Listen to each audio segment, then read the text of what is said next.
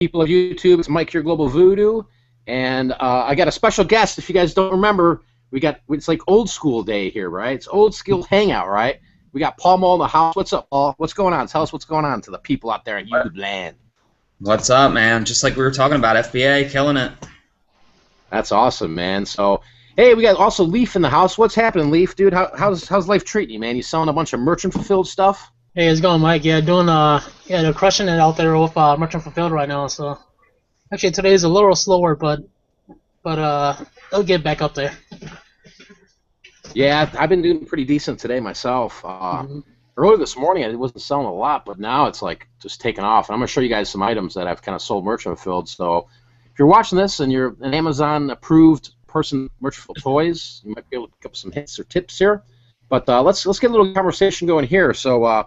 Paul, look, just for the people that don't know you, Paul, kind of give a background story on yourself and how you got started reselling, what you're selling on Amazon, what's your thoughts with Amazon, and we'll go from there. Oh, geez, I did a lot of paper on eBay back in the day. Sold a lot of paper and different things like that. And then some guy named Global Voodoo told me about FBA. And didn't believe him at first, and then it took me a while to. I'm stubborn, but got into FBA and just been, ever since. It's just been, it's been crazy. I thought it was too good to be true, but if you work hard, you really can do it. I do a lot of books and like CDs and some toys and games and just anything right now. It's awesome, man. Yeah, I do. Like right now, I mean, I'm killing it with toys. I mean. The merchant filling of the toys and fourth quarter, Christmas time. I mean, now's the time to sell toys, but I'm selling a lot of books and puzzles, a lot of Longtail stuff. I mean, everything's selling. I mean, it's insane. Leaf, how about you, Ben? Just a quick little bio on yourself if you want to shout out there to the people and kind of tell everybody what you're eBay or Amazon or what's going on. Yeah, I started reselling back in last year. September is when I actually started at Amazon FBA, and since I wasn't approved last year, so I sent in everything to FBA, so.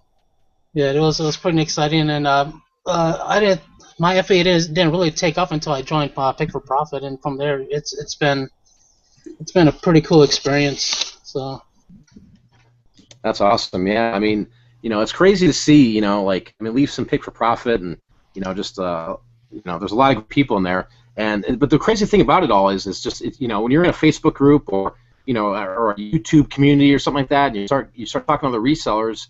You all kind of learn from each other, from mistakes, and you kind of, if you're new, you kind of speed up the learning curve. So I recommend joining reseller or Facebook groups or anything of that nature. But all right, so let's talk about this, dude.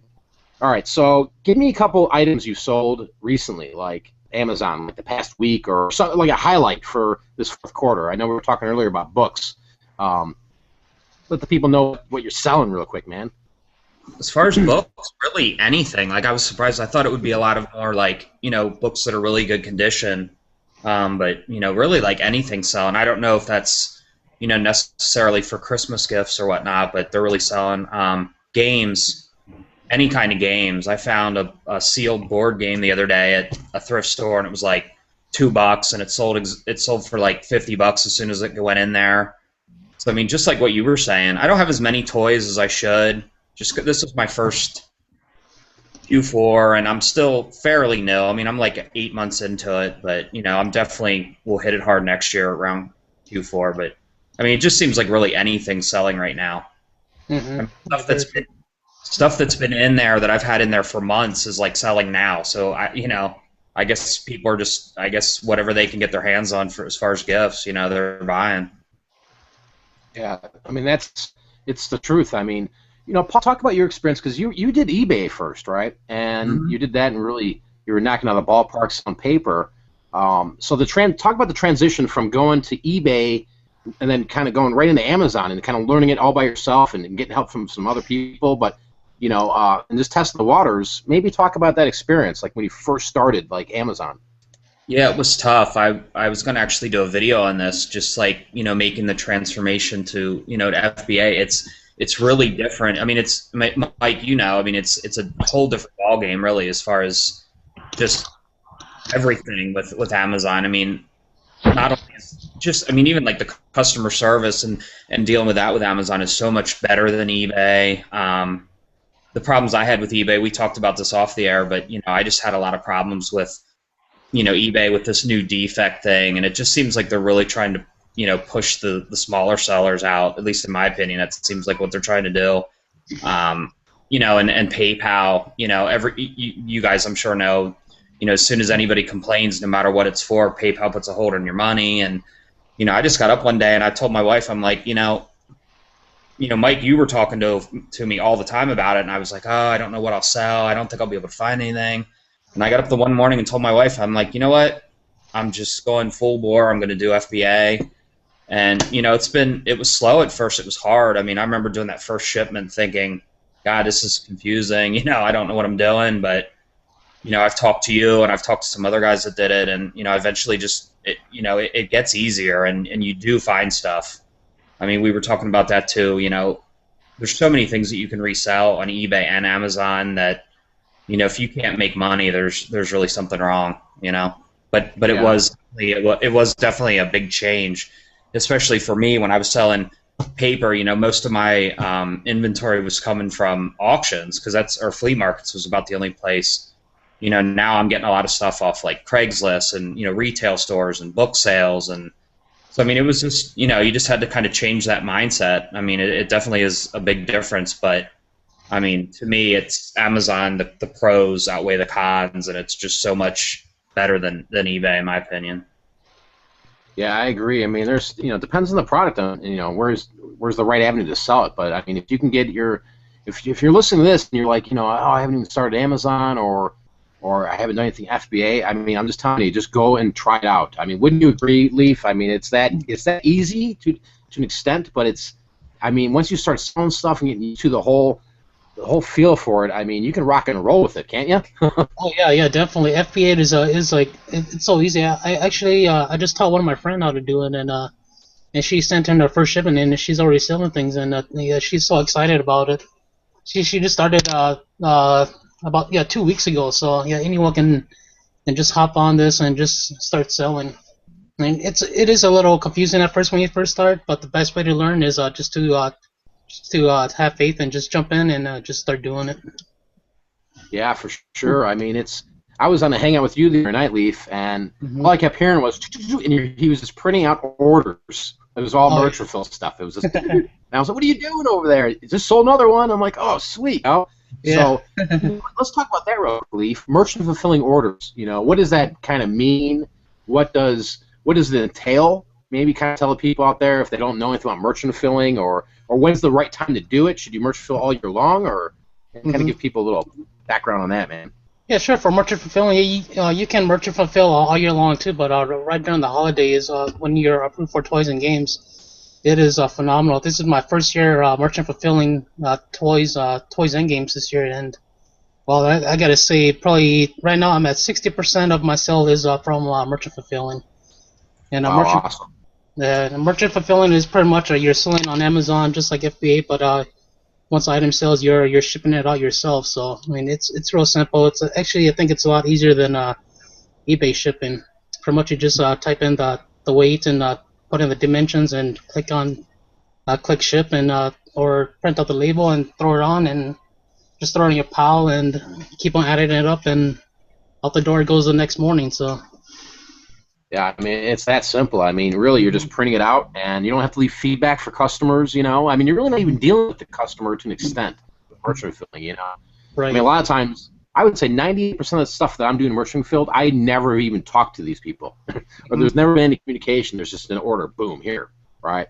And you just ship it out, and, the biggest thing, though, is what I don't like about Amazon compared to eBay is the feedback. Now, it'd be awesome if we can get more feedback on Amazon, because I look at my feedback sometimes, I'm like, dang, man, I've sold so many dang items, but my feedback's really low. I mean, have you noticed that too, Paul? Like, I mean, it's like impossible to get feedback. Yeah, I don't know exactly how many items I've sold, but I think I have maybe 77 feedback.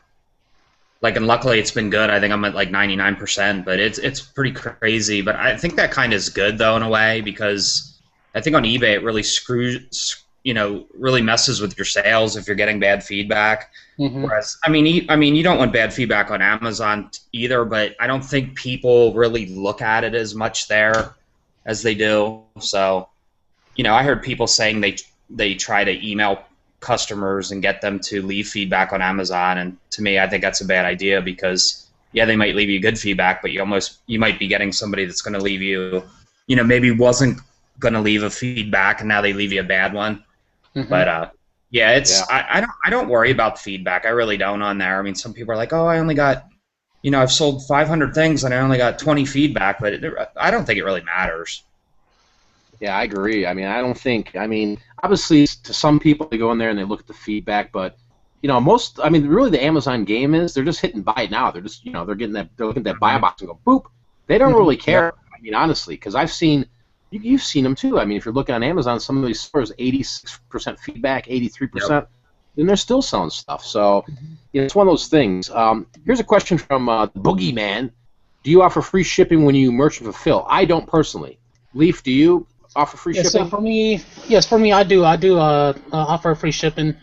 What I do is I just jack up the price so it matches the lowest or where I'm comfortable. And one thing I noticed from using the free shipping is I do get the buy box more. Just like I sold an item that I was on page 7, and there's all these other lower offers, but I actually sold mine. I actually sold out of that item before everyone else. So I think that's a pretty cool option to do with free shipping on our merchant fulfilling. Yeah, that's awesome. I mean, the buy box is it's kind of a tricky thing. I mean, because you can have, let's say 95% feedback on an item, and if there's another seller who's at 99%, it's going to be kind of hard to get that buy box from them if they're pricing competitively, And nowadays with repricers and a lot of this other stuff, there's a lot of things to look into, to get that buy box. Because at the end of the day, that's really what it boils down to, and how to get your sales. You got to get it in that buy box. And it just depends on what item you have. I mean, if you look at it and say, hey, I'm boss now, I'm sending it in to Amazon, but the price of what it's selling for right now is ridiculously too cheap, I'm not selling it for that, then you don't have to worry about getting the buy box. If your mentality is that way, because I do that, where I buy something and go, you know what, this thing is worth a lot more than $30 down the road. And go to 50, 60, and that's the biggest misconception with people when it comes to really anything, whether it's brand new toys or used items, is that the prices go up, guys, on Amazon. I mean, there's all these softwares, Camel, and Keepa, and all these things that kind of give you an idea what things sold for. But even those softwares aren't that accurate. I mean, they're accurate to an extent, but I've looked at some stuff that I've sold for $300-400, and it never shows up in Camel that it went that high, and that's from months ago, And so, I mean, really, there's just, so much opportunity, and the best way to describe Amazon, to my ability, is it's like a stock market. You're buying, the difference is you're buying physical goods, you're sending them in, and then you can really sit back on your chair and play stock market all day with your prices. you ever do that? You ever do that, Paul? Man, you're just like, oh, you know what? Yeah, let me lower this price today. Yeah, this stock's got to go. I mean, there's so many things that you can do. We find it a lot with our books. We just. But, you can hold out for really high prices, too, on some of the books that are rare. We'll leave them sit there and put a higher price on it. And, if it doesn't sell after a while, you can always lower the price. So. Now, do you take pictures of your book, Paul? You broke up there, Mike. I didn't hear you. Do you take pictures of your books you sell? No, I really don't. I've sold, it's funny, people ask that. They're like, do you take pictures of the books? And I just think it takes too much time to do that.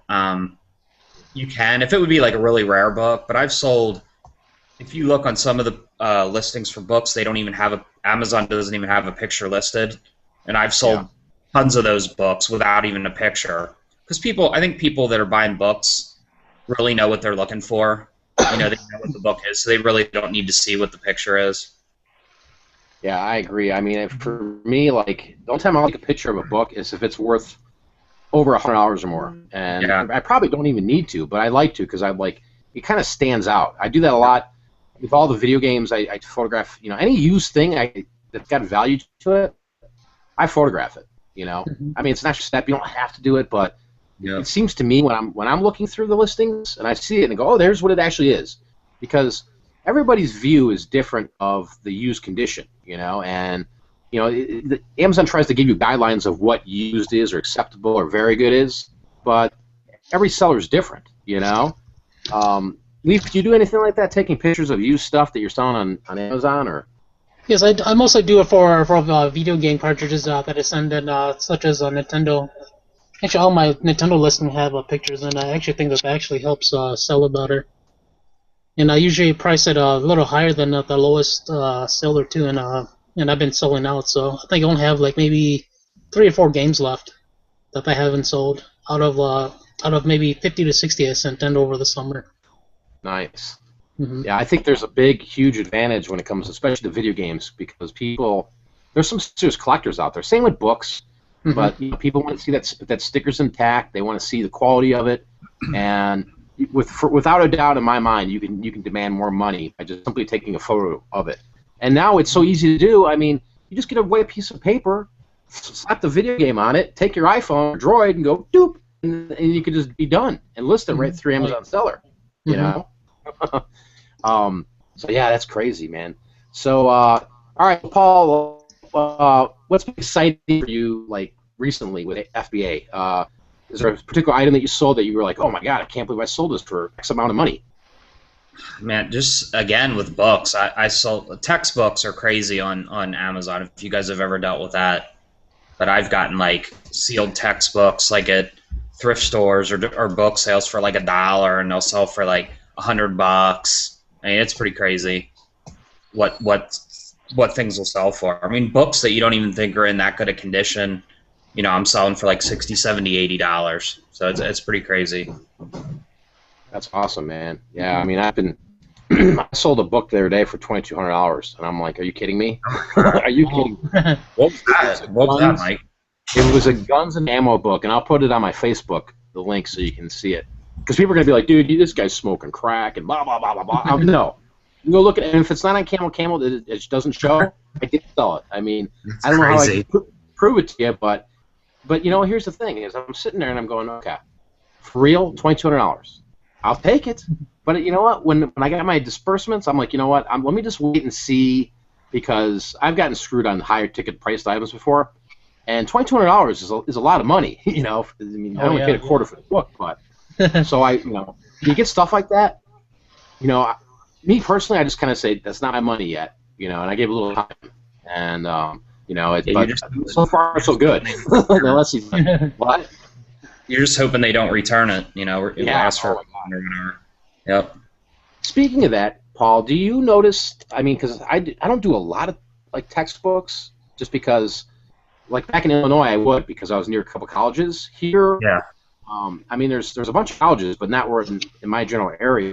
But I noticed when I was back in Illinois and I was selling college textbooks, I would get some returns on there. You ever get returns with textbooks at all, or?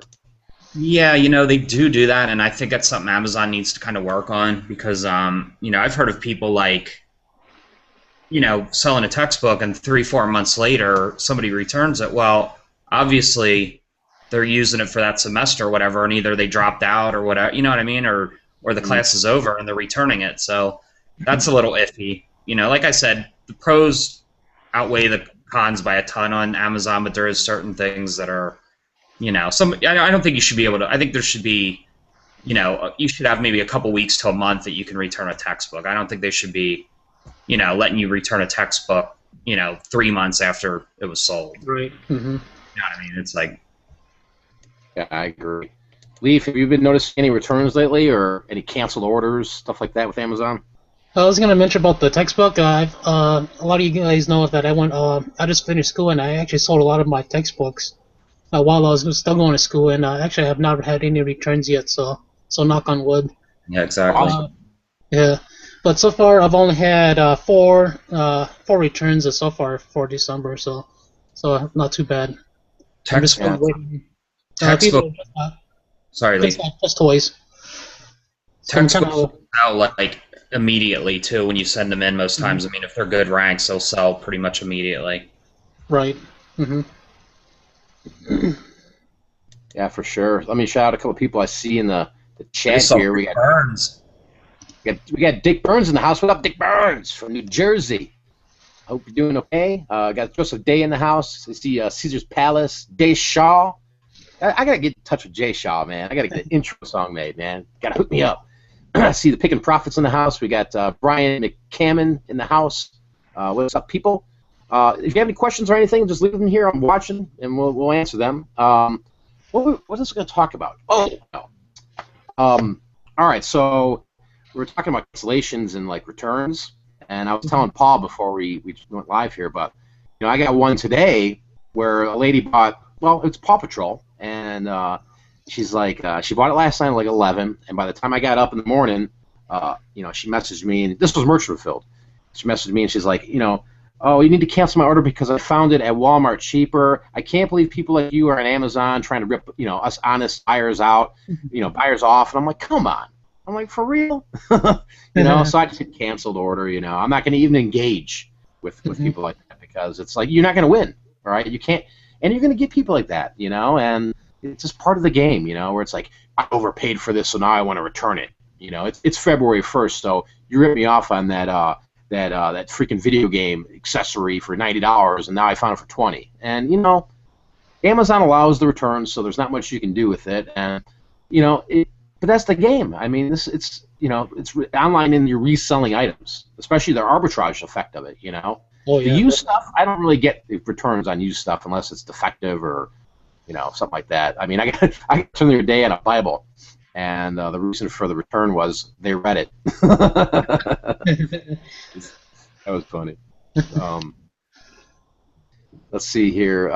Yeah, I'll send you a message, Jay Shaw, and we'll get it worked out. Yeah, for sure. The little morning grind. So, hey, Paul, you got anything you want to talk about, man? Because I was going to show some stuff and get some stuff going here, so people out there can see what's going on. I'm just got to turn around here for a second, but let's see here. We got Shane's Finds in the house. He said, what's up, fellas? Dick Burns says, looking into a whole new business. This last job has been atrocious. Sorry to hear about that, man. Yeah, hope nothing but the best for you, Dick, man. Great guy.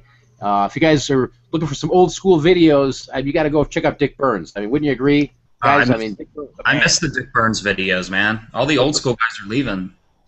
Yeah, that's what's going on now. There's a whole new YouTube, and there's nothing wrong with that. But some of the stuff's nonsense. Got to get some of this old school back together. But yeah, no, I would encourage anybody out there, go out and make videos, and kind of you're sharing your experience, and you're sharing, for me, it's a personal journey. It's like a personal journey, and here's what I've been doing, and then also too, it's like, here, if something I say helps you, or something I could share with you, it makes you better in life, or maybe something I say motivates you, that's awesome. I mean, I like being around like-minded people, and guys like Paul and Leaf and a lot of you guys in the chat, and just kind of sitting here on a Tuesday night and working stuff all day. I'm gonna wake up tomorrow again and keep crushing it. Just keep crushing it. But yeah, let's see here. I'm gonna show you guys something here that is pretty crazy. Let me just show you this here, and you can go find this. Right? Somebody put it on my. It's so funny because I put it on my Facebook. I said, hey, I'm gonna do this live show on YouTube, and then I showed like a little link of a picture of like 6 things that sold, or 3, 4, 5 things that sold merchant fill like within 20 minutes. And this is one of these items, guys. If you find these, right, I would encourage you right now to go out and hunt and look for these little glitzy globes, right? Okay. Oh, yeah. If you have a Kmart out by you, okay, they're typically priced like $21.99, but Kmart, right, they're on sale for $12.99, and they're going for $55 to $60 and up. So it's like it's just a no-brainer, and the rank's so good, it's going to be going priority. So expect $5 to $8 to $9 shipping on it, but at that return, I mean, I bought all these today. I've been finding these everywhere, and then for the past couple weeks selling them. But today I got 3 or 4, and they were checked in like literally on my phone. I was listed them, and they were done, sold. And you make them up and you shake them up. So little glitzy globes. Look out for these things. Mike, are you listing stuff when you're like in the store? Ever? Or you wait to get home? Like, are you listing it there and then just like selling it by the time you get home sometimes, or? Yeah, when I buy the stuff at the store, if it's new like arbitrage like stuff not like clearance stuff, I won't do the clearance stuff. But if it's good ranked hot toys, That's mostly what I'm focused on right now. I'm listing it right when I'm scanning it. I'm scanning it and saying, okay, got it, put it in my cart, and then I'm either updating my quantity or just new product, I'm hitting list. And I'll tell you what, I mean, I'm not making this up. I mean, maybe Leaf, you can attest this, but or even you, Paul. I mean, you do this, and by the time you even get to the checkout, you've sold the stuff. You ever experienced anything like that, Leaf? Yeah, definitely. Yeah, a lot of the Transformers were like that for me. I'll list it. I'll take my time, shop, and all of a sudden I'll get back into my truck and look, and it's like all sold out. I was like, no way. Yeah, so yeah, it's crazy. I love it, man. I love it. I'm freaking hooked, guys. I don't know, man. I'm hooked on this. I mean, I love reselling. I love my life, but chasing these toys around is it can be a pain in the butt, but it's exciting when you're like, oh yeah. I mean, I was like a little kid, man. When I was in Kmart today, I saw these sitting there. I was like, oh, jackpot! I mean, I'll trip an old woman to get to one. I mean, I'll do what you got to do, right? But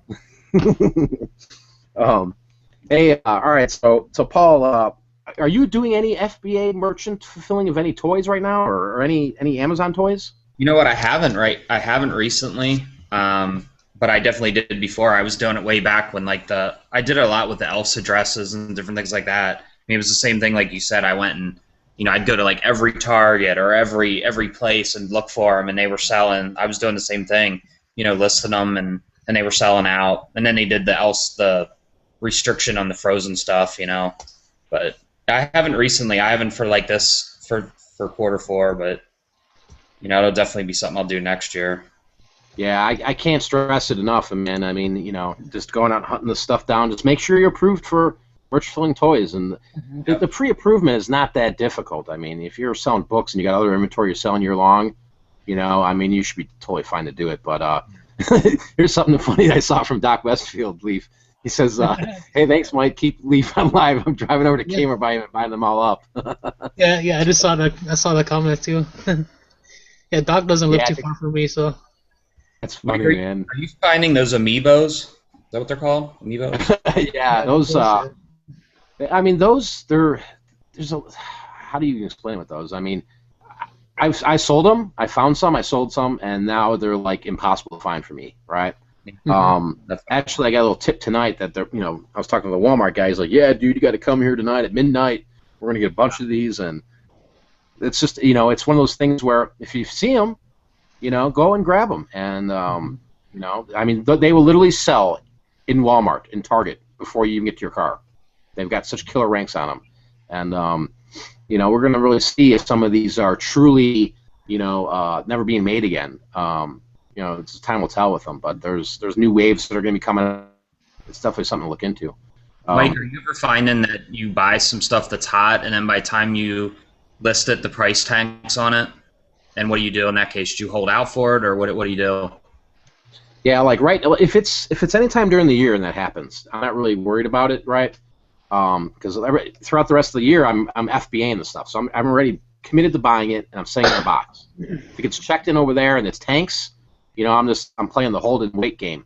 Now, if it's like right now, let's say it's these little glitzy globes. If I went out and bought these today, and when I scanned them and I listed them, if they weren't moving, or I went and looked an hour or two later and saw Knucklehead on there with like 50 of them, and he's selling them for 2 cents profit, I'll look at the opportunities of what is going on with that, and say, okay, if I hold this, I might hold it for another day, or I might just say, you know what, I'm just going to bail on these and return them. Money's key with this whole Amazon business. It's the lifeline, and if you tie up $60, $80 or $500 on a product and it's not moving that same day, you might want to consider, dumping it and returning it and go and find something that does, because I don't like to. Here's my thing. When I buy, like today, everything I bought today should sell tonight. If it doesn't sell tonight, I'll reassess it in the morning and say, okay, there's a couple knuckleheads here. All right, I'll play the waiting game, or I'll return it. I'm not returning a lot of stuff though, guys. I mean, I really am not. But there are times that I've gone in and said this is a really good opportunity, and it just didn't work out, and you got to return it. Leaf, you ever come across stuff like that where you're like, man, it looks so good, I bought it, and then a day or two goes by, and you're like, oh my God, what's going on? What's wrong with these sellers? Why 5% ROI? Oh yeah, definitely. Yeah, I run into that all the time. But if it's like an item that only costs me $10 and under, then I just set it at my price and just wait it out. But if it's something that's a little bit more, then yeah, I'd be a little bit more worried. Something that's cost me $30, yeah, that's $30 that I can spend on something else. So yeah. Yeah, for sure. I mean, I mean, unless you're a millionaire or unless you got all the money in the world, I mean, you're gonna run out of money if you're doing Amazon FBA, especially this time of year. And this is part of the game. So if you got money tied up that's just sitting in your house and you're trying to merch fill it, and a day or two's gone by, you know what? Get back out there, return it, and look around. There's a lot of stuff right now, guys, that you can merch fulfill that is profitable. And obviously you run into other sellers. You can't control what other sellers do or what other sellers are dropping their price and they're making 5% ROI, or maybe they're buying direct wholesale. We don't know what their deal is. Right. Unfortunately, we got to put up with it, and it really stinks when, well, I can tell you about one that just really irritated me lately. Is it was a bobblehead. It was selling for $75 all day long, and this guy just came in with like 70 of them for $18.99, and they were $12.99 brand new in the store. And I'm like, really? For real? Why? Daddy's got to eat. Why you got to screw my shit up? I wonder where they get them, though, because he's not making really any money if he sells them for that price, if that's what he's buying them for. So somehow they're getting them really cheap, or something. Yeah, I mean it makes you wonder. It does, man. I mean, it makes you wonder, are they getting it really cheap wholesale, or do they just not know what they're doing, I mean, that's the crazy thing. I mean, you can kind of tell when you look at a seller and say, oh, yeah, it's a new 3 feedback. Highly unlikely he's a wholesaler, right?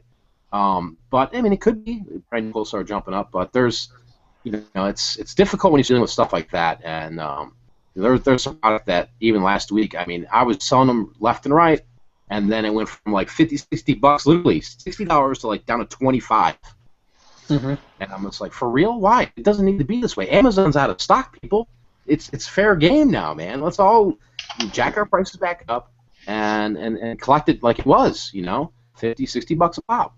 But yeah, that's the difficult part of being in a system like Amazon where everything's just one page, one listing. You get people that it's the race to the bottom, and there's not much you can really do to prevent the race. You can either hold out. A lot of times when I see that race to the bottom coming, and if it's something that's, if it's new product like a hot toy right now, I'll usually just get in and get out, right? Take my money and run. I mean, what do you kind of do with that circumstance, Leaf?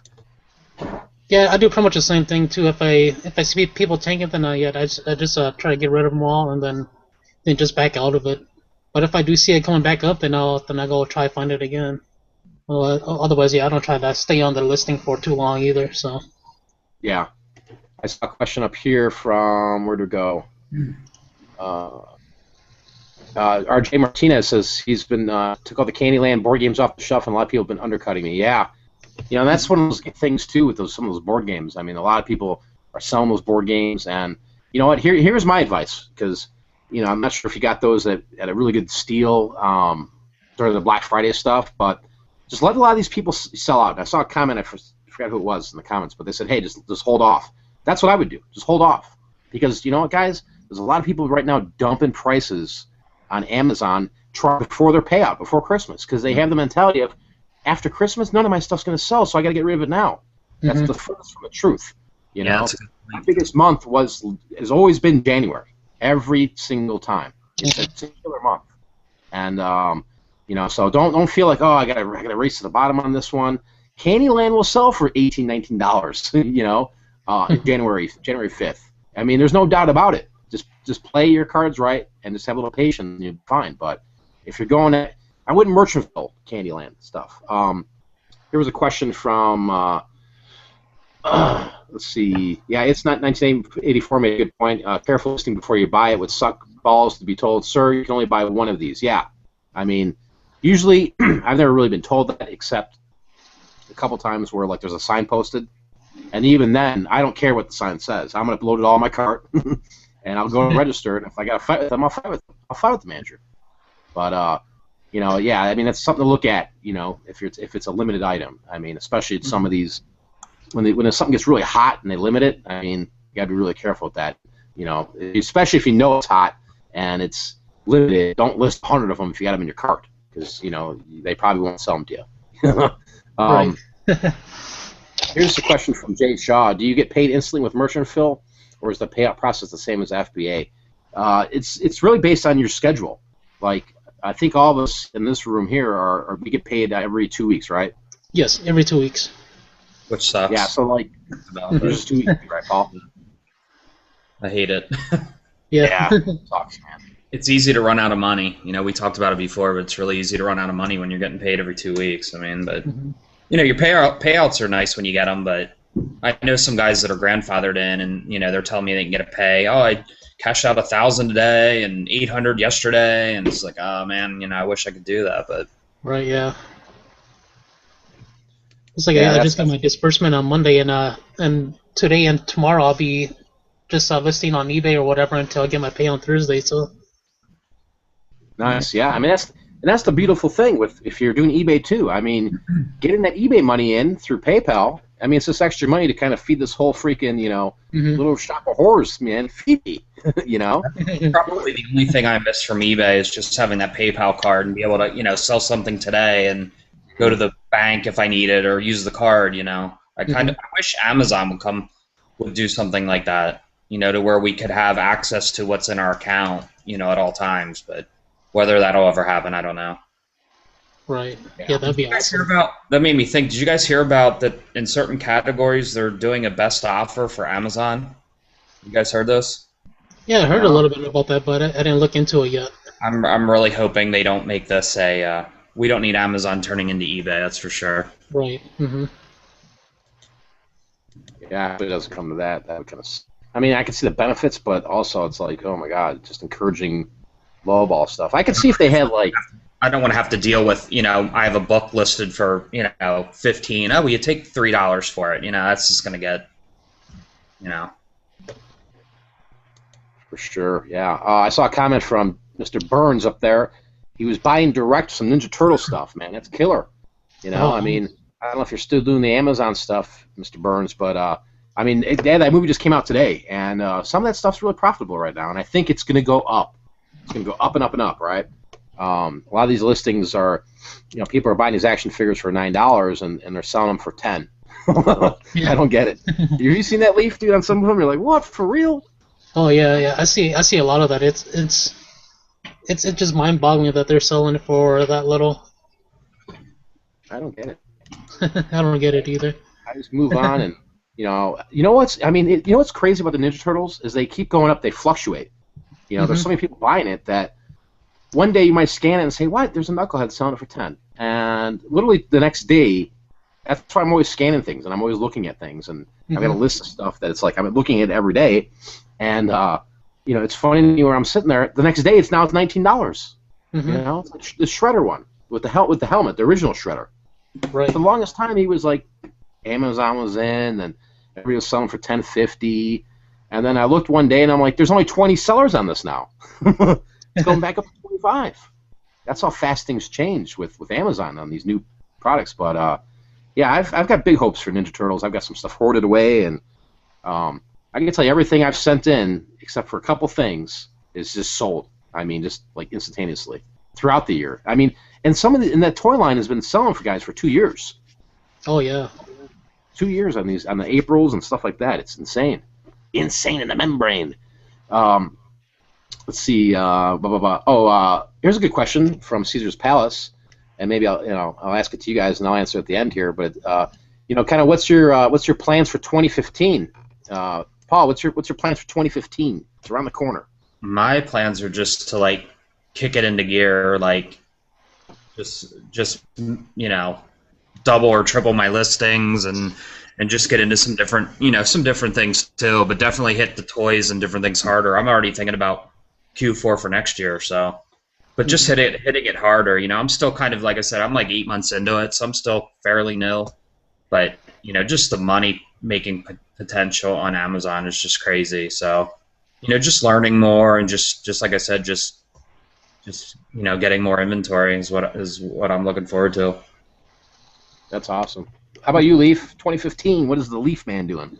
Yeah, pretty much. I just want to double everything what I'm doing now too. And you and I talked about a little bit in the Hangout a few days before, and we were talking about traveling, and that's actually one thing that I want to do next year, just travel all summer and do retail arbitrage or thrifting, just finding like specific items to sell on eBay and stuff like that, and prepare for Q4 next year too.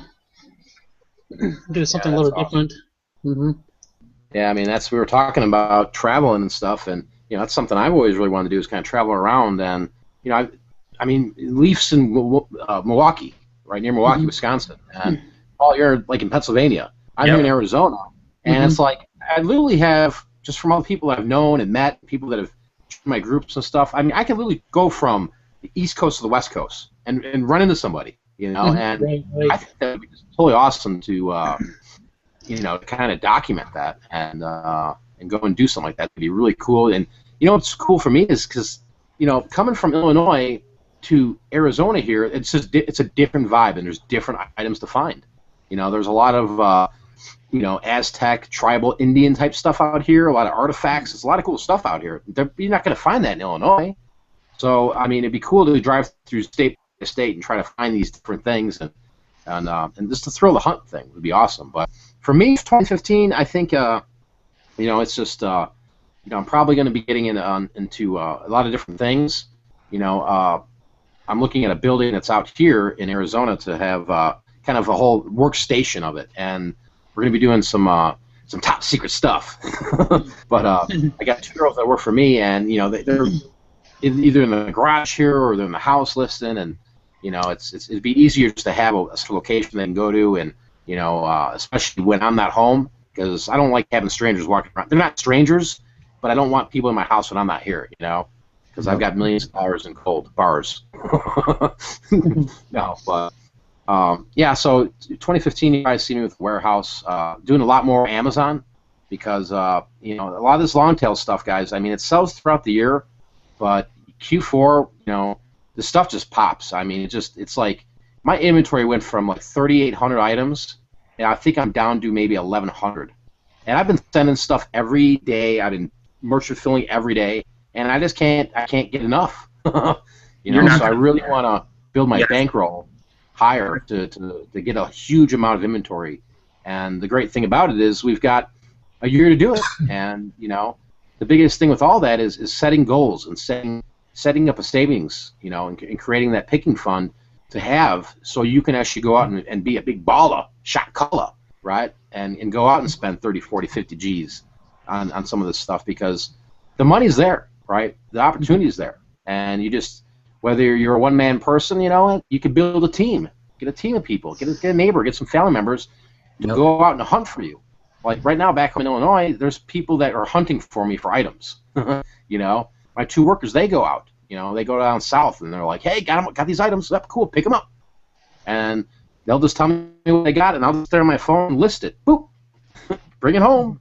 And by the time it even gets there, it's gone. It's killer. But, I plan to really, I'm not saying this year I didn't crush it, but, I just want to be bigger and better, And there's a lot of room in this market, this reselling market, whether it's eBay or Amazon or Etsy or e-commerce, to make money, guys. I mean, if there's stuff in your area, the thrift stores aren't driving because the price is too high, don't focus on them anymore. Find other avenues, I mean, I've got a couple of T-shirt websites out there where it's T-shirts I design and stuff like that, and it's crazy. I make $40,000-$50,000 a year off some of these for a minimum amount of work. I mean, the opportunities are out there for anything you want in life. You just have to go out and get it. Wouldn't you agree, Paul? Oh, absolutely. We were talking about it before, but I mean, if you can't make money, I mean, there's something wrong. I mean, there's so many ways to make money. I mean, not just with resale, but God, just with resale. I mean, you could sell pretty much anything on eBay or Amazon, or it's pretty crazy. Mm-hmm. Yeah, and the crazy thing is, starting off reselling, it can lead you to bigger and better things. Maybe you want to do real estate. Maybe you want to buy classic cars. Maybe you're tired of selling items for $5, and you've grown such a bankroll doing this for year after year that you say, hey, you know what? I'm just going to collect cars. I'm going to buy Corvettes and then flip them. I mean, you could do all different types of stuff. It's amazing. Here was a question from Joel. He said, new to FB, where do you suggest I start sourcing products? Thanks. Yeah, thanks for the comment there in the question. I mean, here, first off, what I would do is maybe go around your house, look for anything with a barcode that you don't need anymore, and say, okay, you know what, I'm gonna compile my first shipment with the stuff I have in my house. Okay, if you've got nothing of value or nothing you don't want to part with, you know, I would really go after the thrift market, honestly, because you're and I don't care what anybody says, you're going to get a lot more higher ROIs for stuff you can find at a thrift store than you are retail arbitrage. I mean, there's no doubt about it. I mean, yeah, obviously you can find stuff like this for $10, sell for 40, 50, right? But I mean, you can find stuff at thrift stores, man. I mean, you can all attest this. A book you've got for a quarter or 50 cents, or a CD, and that goes for $40, $50. I mean, that ROI is huge, and I do that all the time. You know, that's why in my routes I always have thrift stores, because I'm looking for Amazon FBA items. I'm looking for things I can sell on eBay or Etsy or wherever it may be. But I would start there, and then, you know, once you go from there, maybe start looking at the clearance, you know, at some of these stores like Big Lots and Dollar Store, and, you know, some closeout places, and you'd be surprised what you get there. Start there, then maybe venture into the Walmarts and maybe grab a couple products, Targets, you know, Walgreenses, and see where you're at with all that, and then you know, get used to the flow, get used to how things are selling, how long things take to process, right? And then once you get a feel for it all, you know, you just get bigger and better, and you'll say, okay, yeah, now I got my pants on, I know what's going on, and you'll be rocking and rolling. I mean, you can literally, the learning curve with this, if you're in the right environment and you're getting the right information for people, you could be rocking and rolling literally in 30 to 60 days, probably even less. I mean, there's people for profit. I mean, the learning curve is it's instantaneously. You know, you're going to get information from not just me, but there's some shot callers at Pick for Profit. I mean, I'm not here to, you know, rant about Pick for Profit, but there's some craziness going on there. But, you know, Paul, what do you think of the learning curve? It's just your thoughts on that in general. I mean, I think if you're coming from eBay, there is a bit, like we talked earlier. I mean, I think it's a little, you know, you're selling a lot different things. I mean, obviously you're not going to sell like vintage T-shirts on Amazon and different things like that, or antiques, but you know, you can get going. I mean, I think it took me.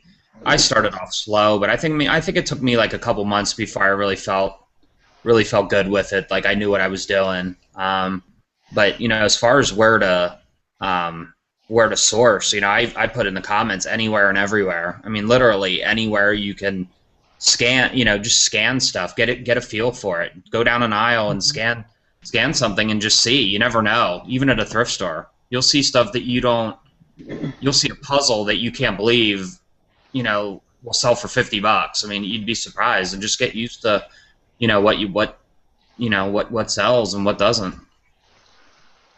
For sure. I mean, Leaf, what's your whole thoughts about starting off? I mean, maybe kind of talk about, you know, how you started off. Where were you looking at it first, or, you know, just to kind of help maybe the new people out there. They're like, oh, this all sounds kind of complicated, and maybe kind of say, you know, just calm down. It can be handled. What would Leaf do again? Oh yeah. My first shipment to Amazon was actually all thrifted items, and I was buying board games, used board games, new board games, computer programs, computer games, new toys that I find real cheap thrifting, and that's how I got started. And anyone can literally go into a thrift store and find new stuff and just send it in. That's one thing about business. You have to be willing to take the risk. If you don't want to take the risk, then you can never succeed in this business. So I agree. I mean, it's just getting out there and going for it. I mean, I would start at the thrift. I mean, I will go into competition mode with anybody who wants to tell me the ROI is better at Target than it is at a thrift store, right? I mean, obviously there's stuff that you can get at Target that would sell instantaneously, especially this time of year. But I'm talking full circle, 365 days Amazon business. I would encourage anybody to even if you're doing huge numbers and you're never going to a thrift store, go in there. I mean, I see Dick Burns saying puzzles are actually the best. I agree. I mean, puzzles are rocking and rolling. I mean, I've sold some crazy puzzles where I'm like, why would somebody give me $165 for this puzzle? What is so special about this Disney puzzle? And there's just like Ravensburger ones. I mean, I saw Jeff Johnny Goodbyes. We went out picking one time, and he got like a $500 puzzle. I'm like, for real? What? Give me that puzzle, punk. Mike, yeah. What was hard for me, and I think it's hard for a lot of people to realize, especially if you come from eBay, is how much stuff will actually sell for on FBA. Because, I mean, you can find the same, like I said, we sell a lot of books. You can find the same books sometimes on eBay that don't sell or only sell for like $5, and they might be going for $30 on Amazon. And you think to yourself, why aren't they going to eBay? But they don't. Amazon really has a different customer base. I mean, wouldn't you say that? I mean, it's really a different, bunch of people that buy, You can't really ask why. Like, that's how I was at the beginning. I was like, well, why would somebody pay $30 for this when they can get it at their own store, or they can go down to a Walmart and get it themselves? You really can't think that way. Like, you just have to do it, put it on, and watch it sell. Pretty much. Yeah, I mean, for sure. I mean, it's really don't question the madness. Just go out and try it, because, I mean, there's a question here. They've been rocking at the dollar store, getting $18 for a puzzle. Yeah, there's stuff out there, guys. I mean, there's no. I wouldn't come on this channel and lie to you about anything, right? Other than I don't have gray hair, but it's the whole point. Is you have to kind of go out there and kind of get your feet wet with it all, and just go out there and try it, right? RJ says he's looking to do. He's with his FBA business for 2 months, and it's going good. He's trying to get to the point where he's just paying my bills with the FBA business and my full-time job just for savings. Yeah, I mean, if you have a job right now, full-time or even part-time, I wouldn't just go out and just quit and say, yeah, let me be a full-time reseller, right? Take advantage of it, man. If you got a nice cushy job, right? Because this full-time reseller's lifestyle, some people put it on a pedestal and be like, yep, there's me. I got the Lambo in the back. Yep, got the 4 hot women here, and we're living in a penthouse suite. It's not that way, guys, okay? There's ups and downs, and, you have to fight through it all, right? Especially if you're thrown in a mix where you only have a limited amount of capital, and this is what you have to deal with. And you actually have responsibilities like kids or mortgages or health care. I mean, the stuff adds up. So I would keep it going at your job or as long as you can. So you're like, the hell with this. But you're on the right path. I mean, keep finding replenishable items that sell for you every month. And you know what? Maybe start looking outside the box, looking at things that other people can't, join in your party, can't find that same item, and you can just sell 3-4 G's worth of that a month, and nobody can touch you. There's ways to do that with private labeling or wholesale, whether you're buying from, somebody in China or maybe somebody here in the United States. I mean, I can tell you right now, there's millions and millions of opportunities in this country for products to be on Amazon, without a doubt. We don't all need to go to China to source. Oh, we got to go to China. We got to get the latest little iPhone gadget, right? It's just going to break in a month. There's quality-made product here in this country that all you have to do is spend time, drive around your neighborhoods, run your cities, and you will find stuff. And those can be replenishable for you that only you and your state can get. I mean, that's rocking and rolling. John has a question here. Mike, are you going 100% FBA in 2015? No. I'm not a big believer in going 100% in anything. Like, I don't want to put 100% into eBay or 100% in Etsy or 100% in just my e-commerce sites. I want to diversify because I don't. Things can happen. Amazon can burn down to the ground. And if I put all my money in Amazon and next thing you know, I mean, they change things around. You're kind of put at the mercy of Amazon. And so I'm always looking to. I'm going to grow my percentages of what more I'm doing this year, or 2015 with Amazon. But I'm not gonna. I'll never be 100% Amazon because I like the thrill of the hunt. I like looking for unique items. I like constant shirts. I like clothing, and if I could find a killer blazer jacket for $3 or $4 and sell it for $300, I mean, that's the ROI I like. I mean, what's your thoughts, Paul? I mean, you're 100% Amazon right now, right? Well, I have other things that I make money too. I mean, I do Craigslist and some other things, but I think it's really important to not just. I don't think Amazon's going anywhere, but I've heard of people being suspended on Amazon too. So I mean, I think you really have to do something major to get. I've heard if you get on some groups, you'll hear some people say they were suspended off Amazon and it was not their fault. But I think most times Amazon's not going to suspend you unless there's a really good reason for it. So, but that being said, I wouldn't put all my eggs in one basket. You know, you definitely want to be making other money, especially with the whole Amazon getting paid every 2 weeks. Too, it's nice to have some other money coming in between that, whether you do eBay or selling on Craigslist or you know, whatever it is. Yeah, I mean, you know, like after the show, I got to go work third shift at Taco Bell. I mean, you got to do what you got to do, people. Right, yeah. Yeah. Why do you think Mike has what he has? You know, he's Yeah, man. I work hard at Taco Bell. You guys are sleeping. He's a Taco Bell. Ass freaking Mexi melt, man. Come into town, and I'll make you a Mexi melt. So no, but Leaf, I mean, are you keeping all your eggs in one basket? I mean, are you kind of diversifying and doing eBay and kind of talk about that? Yeah. I'm diversified in everything. I have an Etsy account, which I need to add more stuff in. I do Amazon, eBay, and I also have my own website up now too. So yeah, I don't believe in 100% in everything. It's really good to have that diversity. Just like you said, what if Amazon goes down or something, and now you have to depend on eBay or your website. So Yeah, there's you know, and this is I want to encourage Leaf to do this year because Leaf's a big fisherman, right? And I've been saying, you know what, you got to get your YouTube up, right? Because he's out there, and you guys, I mean, if you're following Leaf and you're friends with him on Facebook, you're seeing what he's doing. He's like a beast over there in Milwaukee with the fish. So I mean, you know, and I think you're gonna, maybe this year you're gonna put out the info on there and some awesome fishing videos. I mean, you know, use some of these tools that are out there. You got a hobby. And you know what? YouTube's awesome for that. There's a lot of people that are out fishing, or maybe it's mountain climbing. You know, get a GoPro and go mountain climbing. Make some videos. Right. You know, it's not like I'm getting rich off this YouTube channel, but I mean, you can make sense that add up. What? I said you can make a little money on YouTube, though. I mean, there's people watching. I mean, I haven't made a ton, but I mean, it's a little bit here and there. So. Yeah. So hopefully, Leaf, for 2015, we're going to see some fishing videos out of you, man. Oh yeah, I actually have a couple of fishing videos out right now, but yeah, most definitely I'll be doing a lot more fishing, especially when I travel. That's one of my goals is to fish in every state that I come across. So that'd be awesome. Yeah, and I'm planning to get next year too. Nice, yeah, and then you got to get your own lure made, the Leaf lure, man. I'm telling you guys, Leaf's going to be at Cabela signing autographs in about a year or two. Mike, did you see Caesar's Palace question? You want to talk about that? About Bolos? Yeah, let's see here. Question, how do you guys feel about Bolos? Would you guys recommend it to a new seller?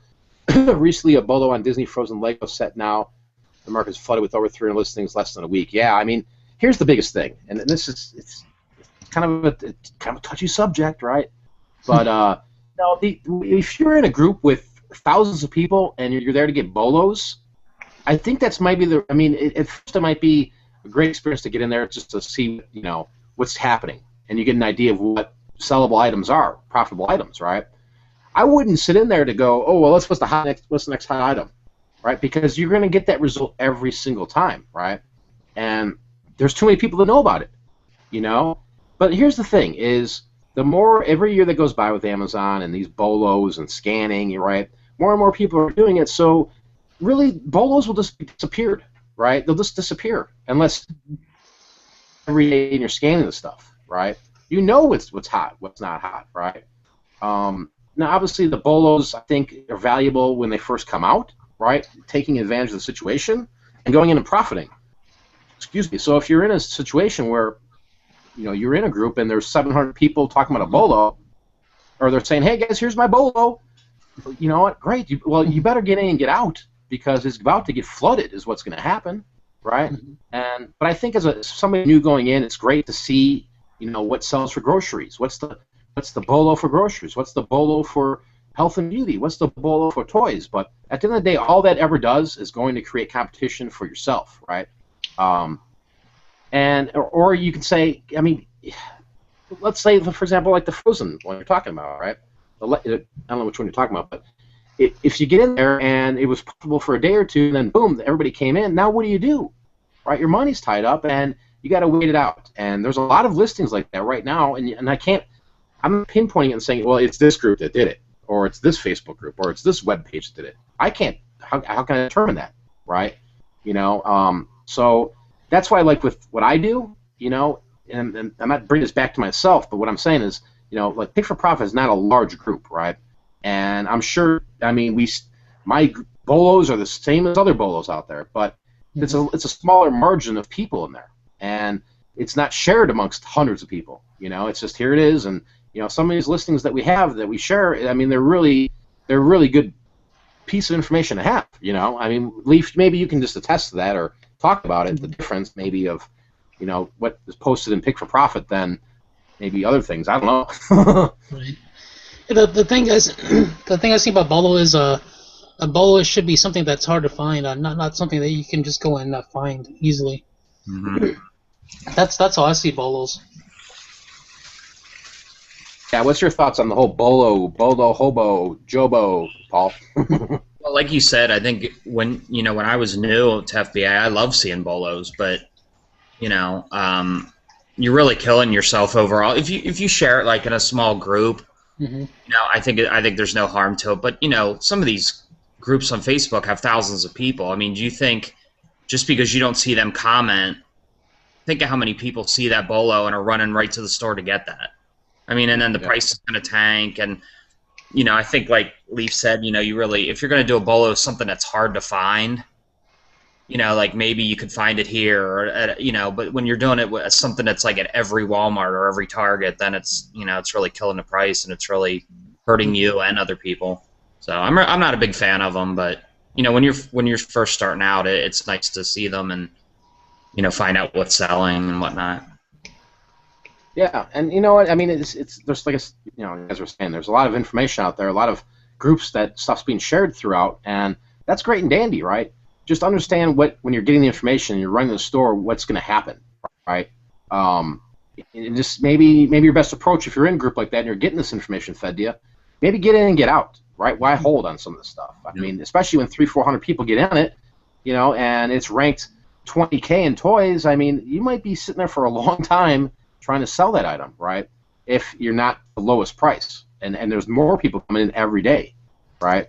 Here's the biggest thing. I mean, the stuff that we're talking about right now, or these toys that are selling, some of these toys next year this time are going to be 4 or 5 times the price what they are now, right? So maybe twist it up a little bit with some of these Bolos and say, you know what? I really like that product. It's a solid name brand. It's a Batman toy. Batman's never going away, right? You know how many Batman figures I've sold that are a year old that are going for $30, $40, or any of these type of Ninja Turtles or stuff like that? It's crazy, because once it's pulled off the inventory throughout, and it's not at Target or Walmart anymore, some of the prices on these go up, guys. So yeah, I mean, Northern Picker, he's in the house.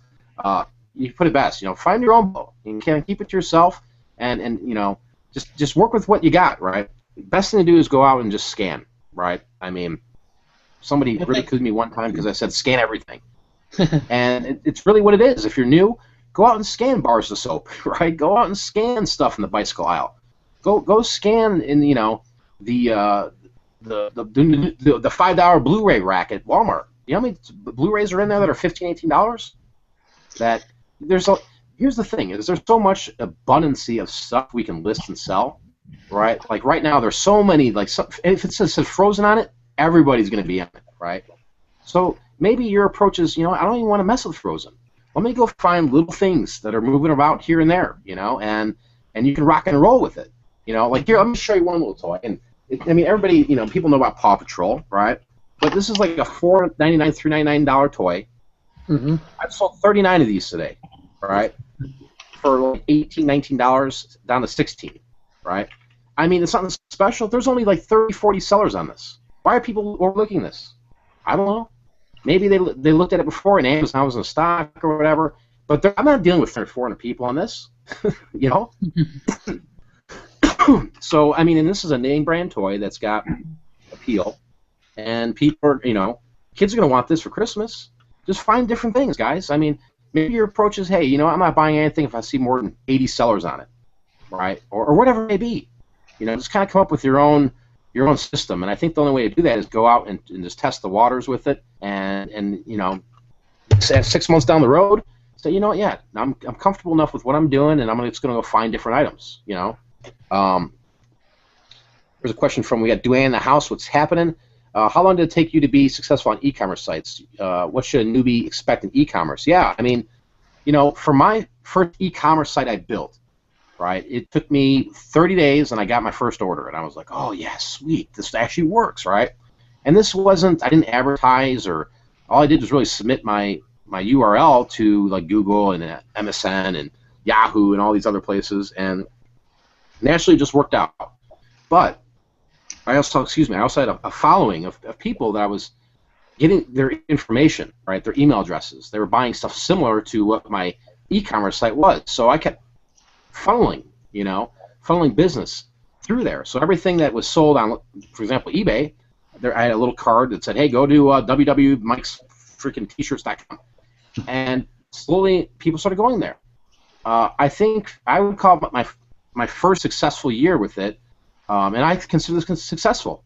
I mean, we profited $10,000 off one domain name, right? With very little advertising. It was just word of mouth. It was a Facebook page, and there was nothing new. It was the same stuff that I was selling on like eBay. I just moved it over to another domain and drove traffic, right? I've got 4 or 5 different other niche websites. Like one is like it's a barbecue pitmasters type of deal, right? You go there and you can buy sauces and rubs, and that one there, it took 6 months to get maybe 30 orders, and then I advertised through Facebook and was driving traffic there, and now it does pretty well. I mean, I'm happy to make an extra $1,000 a month off a domain like that. And anytime you can go and look and expand outside of eBay, I'm not saying leave eBay behind. Maybe one day if you're just not happy with it, but when you can start getting to your own domains and working products that maybe you're only sourcing or you're making, you're going to be better off every single time, because you're in charge. It's your website, it's your fan base, your customer base is coming there, and anything's possible. I mean, look at any popular website that's out there. Every top domain for whether it's food and they're selling barbecue sauces or vegan foods, right? I mean, look at anything that's out there, and you can go out and crush it, right? Just find some little niche there and plant the seed. And yeah, there's a lot of work, in the back end to get it to be fully functional and it's up and running, and but keep working at it, and I guarantee you, if you work at it for 5 months, 6 months, you'll start to receive results without a doubt. Have you guys ever dabbled in, like, I mean, if you talked about your website, can you talk about the experience of how you designed it, and have you gotten orders from it? How is it working out for you, man? Yeah, for me, I go through Shopify.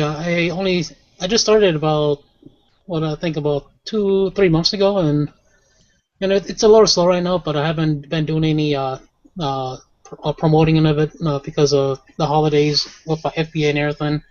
But yeah, it's with Shopify, it's actually really easy to set up your web store. And right now I have about 200 items on there right now, and it's really easy. All you do is just put in your pictures, your descriptions. You can actually transfer everything from your eBay into your Shopify account too, which is really neat. But then you have to go back and kind of change everything around so it fits your website. Mm-hmm. And right now I'm doing the $29 a month plan, so I mean that's not a bad investment. I think there's one that you can start off at $14 or something like that. But I did a $29 a month plan and just go from there. Is that something you're going to be improving more in 2015 and kind of getting more traffic over there? Yeah, probably more in 2015 because I want to focus more on vintage items as well. And that's I think that's a really real good niche to get into, but it's also a really hard niche to work in as well. Yeah. So. Yeah, that's awesome. I encourage anybody out there to go out and do this. I mean, whether it's Shopify or through GoDaddy or anywhere else that's out there, just go out and try it, right? Make a name for yourself, because at the end of the day, you can either play by everybody else's rules and be, at the mercy of them because they're holding your money, right? Or you just create your own, right? And maybe it starts off only making $50 a month off of it, right? And then, maybe what would happen 10 years from now if you owned KillerSneakers.com, right? And you were the largest, vintage Air Jordan, sneakerhead out there selling these, and you were ranked #1 Google. I mean, you could be a complete rock star. You'd be so busy and had so much money, you wouldn't even worry about Amazon or eBay. Really, if we got to that point. But I mean, Paul, do you ever see yourself doing with the e-commerce sites or anything of that nature? Yeah, I've actually thought about it. That might be something to look into definitely for 2015. But I kind of miss the whole, since I don't do eBay anymore. The vintage paper and antiques and different things. So it's definitely something I might look into. That's awesome, man. Keep us posted on that because I mean, I love hearing about what people are doing with e-commerce and going out and creating their own website. It's completely amazing.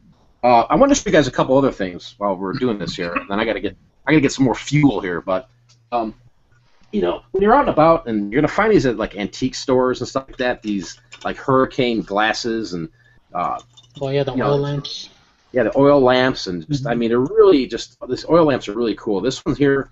It's not really a lot of money.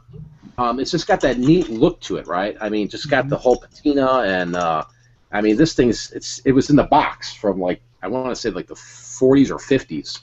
I mean, just a really nice piece here.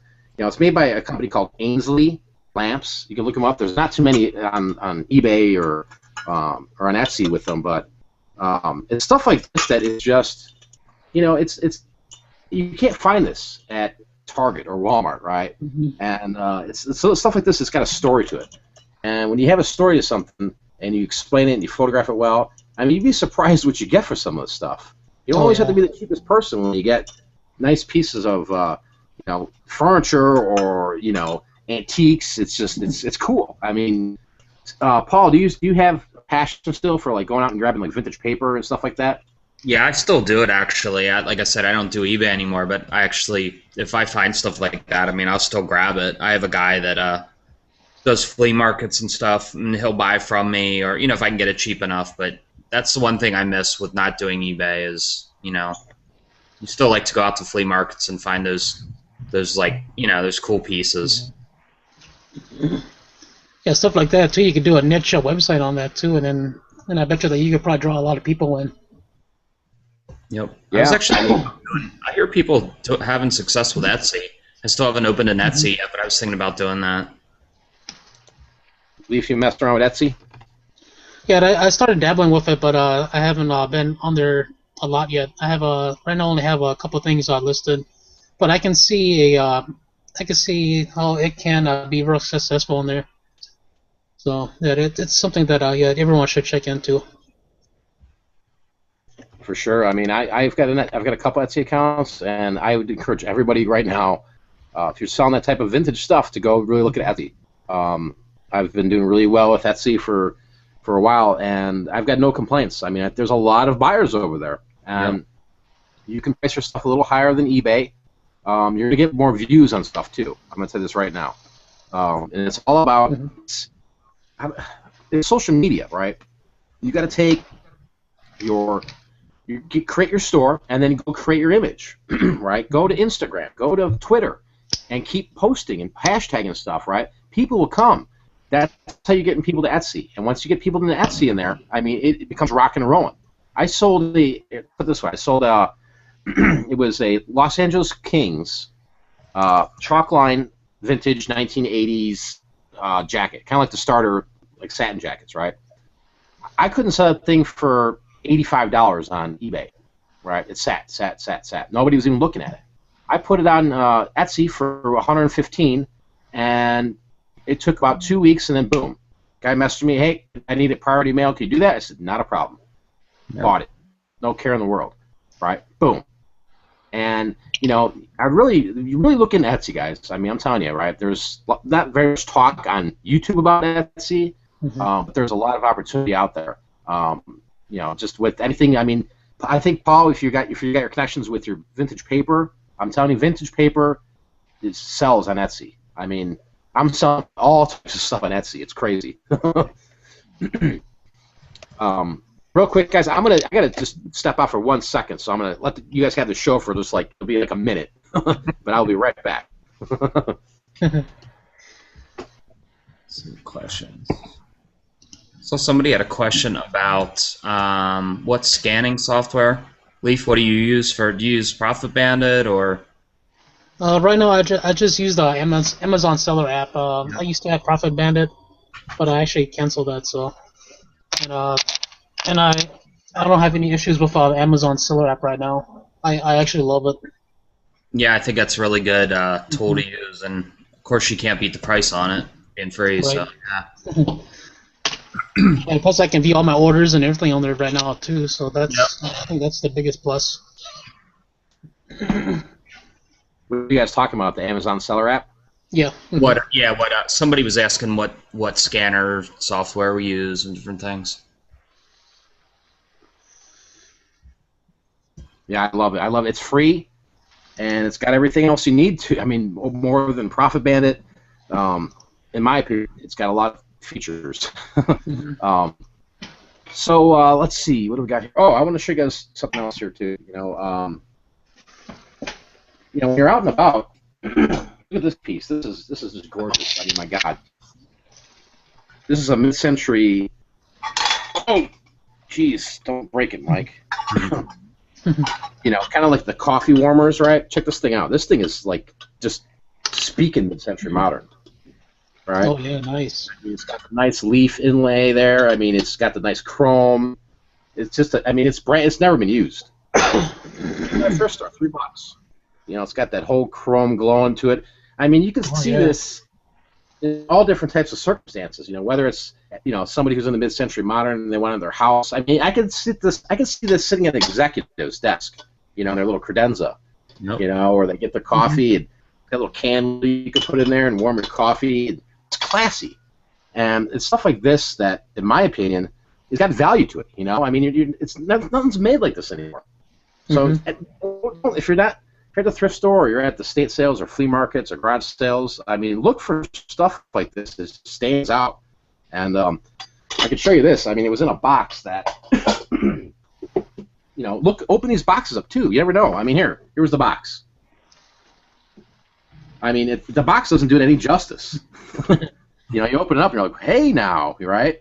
It's got, made in the USA. It's got a lot of stuff going for it, but little things like this, it's great for Etsy. It really is. It's a real cool looking box too. Yeah, I mean, it's got the stars on it, man. Look at this. It's got like the stars, like it's just got that whole mid-century vibe to it. Right. Yeah. Yeah. Definitely. Pretty cool. I dig it. All right, I'm gonna kind of drop a little bit of a bomb for you people here. If you're out there hunting right now, I'm gonna tell you something. Okay. Oh my God. Okay. Was it Bolo time? Yeah, here's my last Amazon Bolo for all you people out there. All right, I'm telling you guys, okay, up to Star Wars is all I'm gonna say, okay? But look for Star Wars stuff, guys. These are $5. These figures, they're going out up to $18 to $28, $30. I mean, right? I mean, Disney's taken over this whole Star Wars line, guys. Things are changing. The movie's coming out next year, but this stuff is selling like hotcakes right now. Okay, this whole wave of them. Right, stay away from the ones that are like Stormtrooper, Clone Trooper, right? Even the Jango Fett, Luke Skywalker. Is the other ones you want. This guy, I mean, this guy. Yeah, that's like Inquisitor. Yeah. That guy's doing really good. Like mad. Let's scan it and see what it's at right now. My phone is not frozen. Have you been picking up any of these, Leaf? Have you seen these Star Wars? Yeah, actually, I've been looking for that one, but I haven't been able to find that one. I picked up, oh gosh, I can't remember what I picked up, but yeah, I've been picking up a few of them. Even the double packs. Yeah, those double packs are doing pretty good too. All right, we're scanning away. Yeah, so here, Star Wars Rebels. I'm telling you, I'm not going to steer you wrong on these right now. Okay, $5 into 23. Nice. Nice, not bad at all. Rank 15,000 toys. That doesn't mean nothing, guy. But here again, right? The big Bolo groups. There's only 11 FBA sellers on this, people. Okay, I mean, come on, man. What's going on? Nobody wants to talk about Star Wars? Shit. It's got 11 sellers. Probably just lost like 10 viewers that are running out to Walmart now quick. Yeah, 11 sellers. You can merch fulfill these right now. I'm telling you. I'm telling you. Wake up tomorrow morning if you commercial fill and go freaking hunt these down. I'm telling you. People are gonna get mad at me. Like, dude, what are you doing? I'm trying to help you people out there, man. I mean, my God, it's Christmas time. Here's a good one. There's a bunch of these. There's a bunch of them on the back. All right. Just type in Star Wars Rebels Disney and on Amazon, and you can find them. And you'll see these little packages. Scan them all. Ignore some of the ones that are, maybe hold on to some of them. Right? Maybe, think about that. Maybe buy some of these now to hold for next year. But you can flip these right now. Boom shakalaka. Yeah, I was going to ask you that, Mike. What's tips for as far as, are you going out and buying toys, in January and February and saving them, all the way till the following year, or what's your thoughts on that? I mean, it depends what it is. I mean, there's, like, right now I'm really, for the past 8 months, I've been buying toys, like old dead stock toys, old new stock, right? Mm-hmm. And just pricing them where I feel comfortable at, right? They're investments. So, going around in January and February and March and next year, early next year, there's going to be a lot of clearance. There's going to be a lot of opportunity for you to make a lot of money off stuff, right? All this stuff we see right now is going to be clearanced out, and you can crush it, right? Anytime you get deals and clearance, 50% off, 90% off, 80% off, grab it, right? Lego is another one. When I showed my last video, I was talking about it. I mean, how could you not go wrong buying these Legos for $20 and sell them for $190 right now? I mean, that's what these Lego friends are going for. They were on clearance last March, or this previous March. So, I would encourage anybody to go out, look at the clearance, look at stuff like Star Wars, look at Transformers, look at, anything with appeal to it, and say to yourself, do I need this to sell right this second, or can I just hold till next Christmas? And there's, different approaches to that too, different strategies. I think if you're only about buying to flip for today and tomorrow, that's great, right? But I think if you can put away a little money and maybe push out stuff to maybe say, I'll let that sit till next year. Let me marinate it and see how this tastes. And you know what? It'll probably taste really good for you when there's only 5 sellers and you're selling for $80 when everybody else is sold it 6 months ago for 12. Yeah, Spillblood says he sold 3 yesterday. Yeah, it's crazy. It's crazy. I'm telling you, man. Right? The stuff's out there. I mean, you just got to go out and find it. And people are gonna be like, "You freaking knew, dude. You freaking did that." I didn't do anything. I just said, "Here's some Star Wars shit." Yeah, 55 sellers tomorrow. Yeah, I mean, you know what though? Here's the thing. Here's the biggest thing with YouTube. You can go on YouTube and say, "Hey guys, this is it right here, and this is what it sells for. It's killer." 90%, I believe, of people watching YouTube don't react. They don't put paper to pen. They don't go out and actually do it, right? So me coming on here rambling about something isn't really going to affect things to an extent, especially something like this. I mean, maybe 30, 40 people go out and get it, and that's great. There's enough room, and the rank's pretty good enough that we can all merch fulfill it, and we're going to be sitting here a week from now, and it's still going to be 12 sellers. So, it's little circumstances like that. When you go out and say, "Hey guys, here's this, clothing tag, and this thing sells," then people start going, "Oh, okay," and then the next somebody will put in a guide, and then everybody's like, "Okay, I gotta buy the guide because the guide's right. Everybody else is wrong, but the guide's right." But yeah, I don't know. And, I just want to drop a tip for. I just want to drop a tip for everyone. Right after the holidays, start checking out your thrift stores. Yep. Yes. So that's all I'm gonna drop. Killer. Yeah, I mean the thrift store stuff is. Go ahead, Paul. Sorry, man. People will be cleaning out, like Leaf said, and also Craigslist. People are going to be selling stuff that they, maybe they got it as a gift and they can't return it to the store or whatever. Check Craigslist. Lots of stuff on there. Yeah, I mean, I'm not gonna sound. I don't want this to sound negative, but after Christmas, people overspend, get in a little bit of trouble, right? And they go to Craigslist and they're selling like all their presents, right? Cheap too. I mean, they're dumping the stuff. Money and yep. I mean, so be on the lookout for stuff, right? I mean, that's why I like having ads on Craigslist of I buy toys, I buy video games, and you just never know what happens. I mean, I mean, last year I remember people selling me PS4s. They were brand new, $400. They're selling to me for like $180. I'm like, for real? You know? I heard these handheld Yahtzees sell too. Yeah, like gold. Town guy just said something. Do you remember when picking videos first started? I swear, when I first started, everybody was talking about the Yahtzees and how much they were going for, and then how it like tanked right afterwards. It was such a huge market, wasn't it? Gold Yahtzees. They were selling thousands a day. There was some famous picker that was selling those a lot, wasn't there, Mike? Yeah, a lot of these famous pickers are gone, man, and now there's new famous pickers. With a guide, yeah. Northern Pickers, see you later, man. Keep fulfilling those orders, guys. Hey, go on Sue. We were talking about this last time. tsu.co. Go check out the Northern Picker. You can check out me. It's at Pick for Profit. There's a lot of stuff going on over there too, guys. Right? Sue. tsu.co. It's a new like Facebook thing. Yeah, it's county guy thrift stores get a ton of donations right after Christmas. Yeah, I mean they're going to get the clearance. They're going to get the stuff that is the returns, right? I mean, if you got a Goodwill out by you, and you don't go in there after Christmas. I mean, I would go because I mean last year they were. I walked into Goodwill and there was no joke 60 Zoomers just sitting there, $3.99 a piece, and they were in the boxes. They were brand new. And I just bought them up, threw stickers on them, and I merged in sent them in FBA.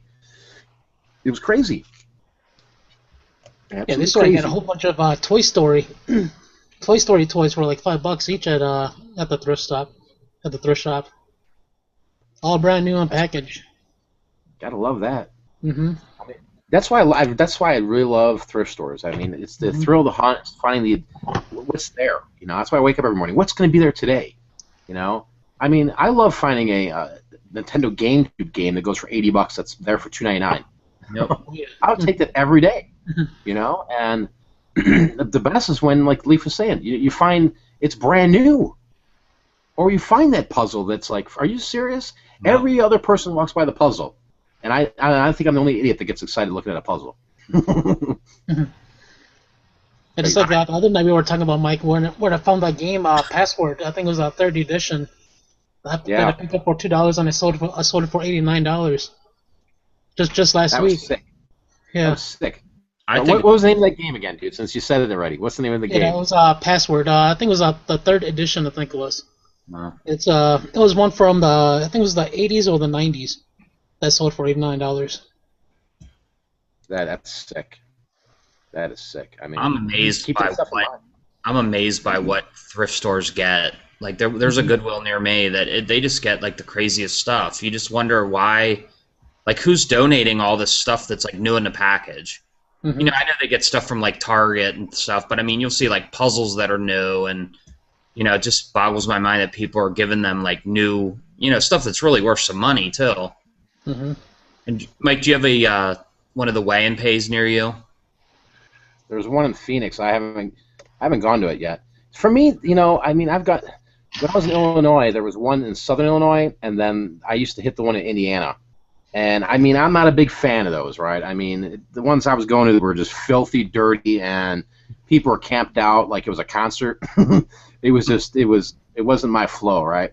I mean, I'm not going in there digging my hands in there trying to find Hamilton Beach, blender parts. That's just not my gig. This works for you. That's awesome, right? I mean, that's just not my style. But it's yeah. I mean, you're right, Paul. I mean, who is giving away this stuff? I can tell you who's giving away these people that they just have way too much money and they're like, oh, honey, we have to clean the closet or the garage out again, and they don't even know how many freaking things they've got that are brand new. You ever go to a really wealthy person's house in a wealthy neighborhood and they have a garage sale?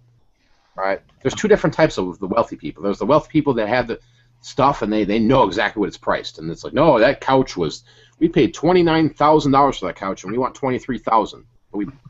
They're crazy. But there's some that just money's no object to them. They're like, oh yeah, all those puzzles over there, about 50 cents a piece. Those are the people you want to hit, but those are the people on the way to Goodwill and Salvation Army. I don't know. What do you think, Leaf? Yeah, pretty much the same.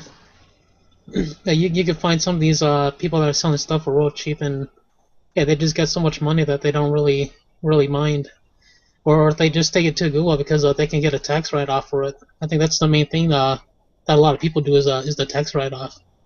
Yeah, good point.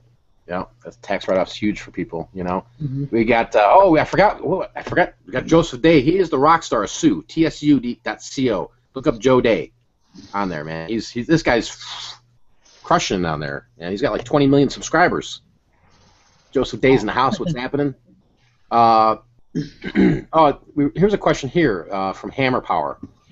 Salvation Army or Goodwill? Okay, I'm going to give my 2 cents on it, and you guys can chime in too. Here's my thing. Goodwill is good with they mismark media. Okay, even though this my Goodwill, they go in there, they have Goodwill online, and they got everything, but they always seem to mismark something. Okay, the clothing is ridiculously priced, and then once every 3 months they have a sale, where out here it's like half off the store. Now up north it's like every Thursdays everything's $1 type of program, right? But my Goodwill, I do find stuff there all the time. I like to find a lot of vintage stuff and a lot of FBA stuff, a lot of really nice FBA stuff. Salvation Army is, for me, it's kind of like my clothing honey hole. I mean, I find so many outstanding pieces of clothing in there, and the area I live at we got a lot of snowbirds, people that come from all over the place, and they just, I don't know, they drop stuff off, and it's like, are you kidding me? Really? Just Burberry suits, and I mean, just craziness. So I mean, if I had to choose between the two, which one I'd go to every day if I had to choose, it would be Salvation Army, because I can't pass up clothing that's a couple bucks that I can sell for 50 or 100, or some nice vintage pieces. I don't know about you, Paul. I mean, out by you, do you have Salvation Army or Goodwill? Yeah, we have both. I think it all depends on where you live, really. Depending on what neighborhood you're living in, as far as what you're going to find and what the prices are going to be. At the Goodwill that I go to, the books are really expensive. Like if you're looking for books, a lot of them are priced like $197, $297. They're like really weird prices. But I find that a lot of the thrift stores don't know what they're doing when they're pricing stuff. They'll price something that's not worth much high, and then they'll price something that's worth a lot really low. So I mean, there's definitely deals out there. Like I said, I think it depends where you live. Mm-hmm. I agree. What's your thoughts, Leaf? Yeah, for me, I like going to both because kind of like you mentioned, every Goodwill, they kind of deal with like a lot of the newer stuff. Find a lot of more FBA items there, and with my Salvation Army, I find a lot of the vintage stuff there. So I actually been hitting my Salvation a lot more because Goodwill, there's a lot more shoppers there now that I've noticed since last year. It'd be 9 o'clock, I'll get there, and there's actually 10, 15 cars out there waiting to get in already. So. Yeah, I mean, you're from Milwaukee, and I mean, Illinois was bad with Goodwill. I mean, people were lined up, and it was a brawl in there at times. But the Goodwills in Illinois compared to Arizona are night and day, especially the ones in like the Phoenix metro area where, I mean, I've been up there a couple times, and it's like, my goodness, there's 300 or 400 Goodwills you can go to. I mean, the people living up in Phoenix are living in freaking thrifting heaven, without a doubt. I mean, there's that many Goodwills, but every one you go to, I mean, there's pickers and resellers in there, and there's high price stuff. I mean, they know what some of the stuff's worth, right? I mean, I posted something I think on Sue about there was these Star Wars, models, and Goodwill put on there, hey, it sells on Amazon for 90, but we want 70. And I went back again today, and I was looking. There they are, still at $70. I'm like, who's gonna pay that?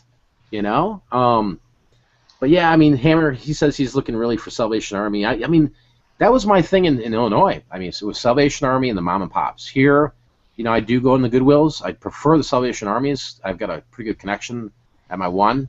And I walk in there, and they're just like, yeah, here, they just make up prices. I mean, the other day I went in, and they get buckets of DVDs, and they bring them out, and she's like, I got a bucket, and I said, okay, and she goes, well, just come in the back. So I'm in the back before the bucket even goes out into the freaking store, and I'm sitting there scanning away. Anything good? Yeah, cool.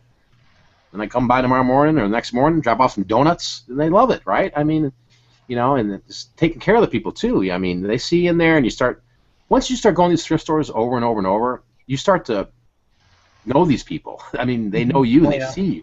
Be friendly with them, and you never know what will happen with that. There was about 3 weeks ago, I was at one, and you know, it was probably the first time I went to the Salvation Army and walked out with like nothing. And the lady goes, "Oh, I forgot to tell you, there's slot machines in the back." And I said, "Oh, okay." And I said, "Let me take a look at them." It was missing the key. And I said, "I'm gonna try these, like $50." I'm like, "Are you serious?" I'm like, "I'm done."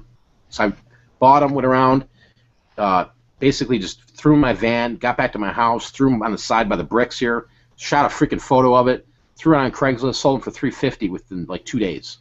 You know, there was nothing wrong with them. You just needed the key replaced. And I was like, "Hey, it's a $6 key. You know, you can punch it out But yeah, I mean, they'll hook you up without a doubt. I mean, Who the hell's donating a slot machine? That's what I want to know. I don't know. I always wondered, like in Vegas, man, if you see stuff like that all the time. That was the first time I seen like these were like the real deals, like ING, I think it was the brand, like a double diamond one, and then wild cherry was the other one. But I was shocked to see them. I'm like, cool. I wanted to keep them, but I'm like, man, that's money. Yeah, Duane said here. Duane's name too. Church thrift stores. I mean, these mom and pop stores. Start looking outside the with everybody on YouTube saying, "Oh, you got to go to Goodwill. You got to go to Savers." You know what? I mean, Savers is okay, but I hate Savers. I hate their whole philosophy. I'm not a Savers advocate. I do know you can pull stuff out of there and make some money out of it, but start looking at different places, right? I mean, there's a women's shelter over here that has a little thrift store in it, and I've scored some amazing things there. Yep. And it's never busy. They're not there. That's what I like about mom and pop and the church ones. They're not greedy with their prices. Find the little hole in the wall ones. I'll take that over a good one of Salvation Army any day. Yep. Yep. Mm-hmm. There's another question I see here. Yeah.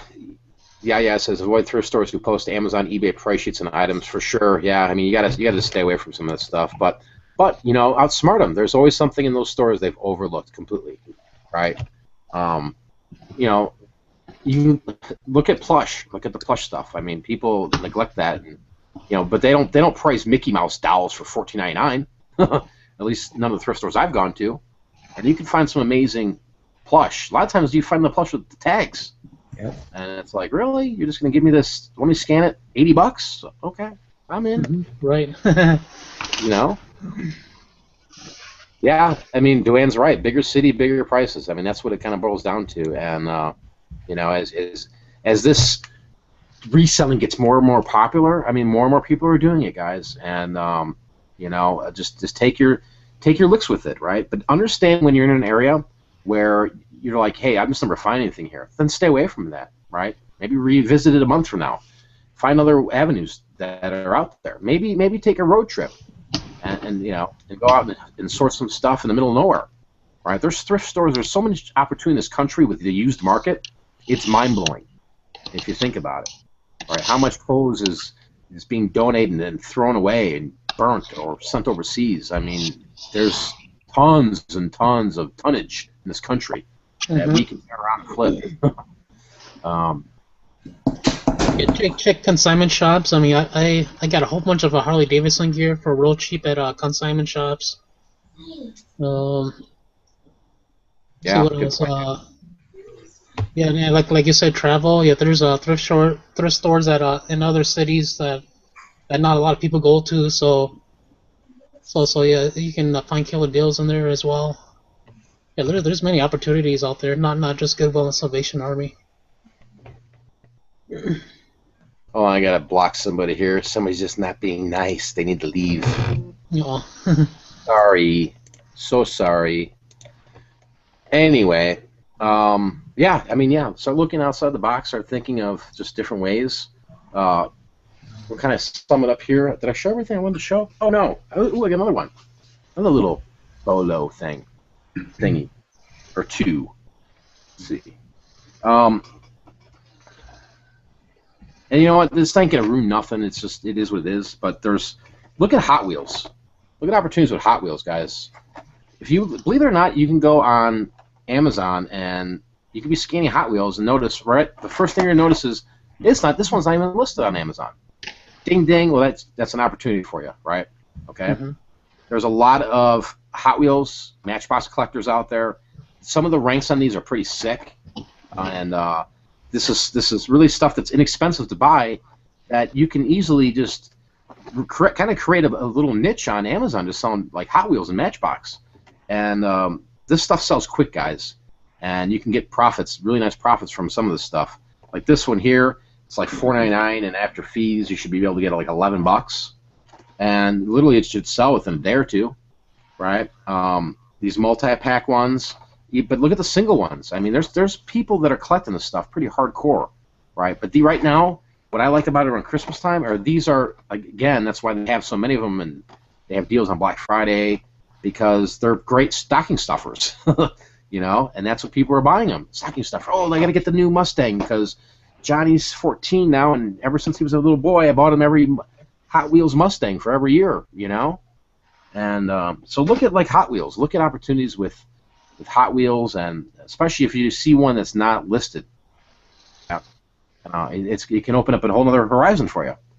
You know, it doesn't take that long to go and create a listing, guys. Right? I mean, Paul, have you ever dabbled in creating a listing on Amazon? Yep, I've done like my own bundles and stuff.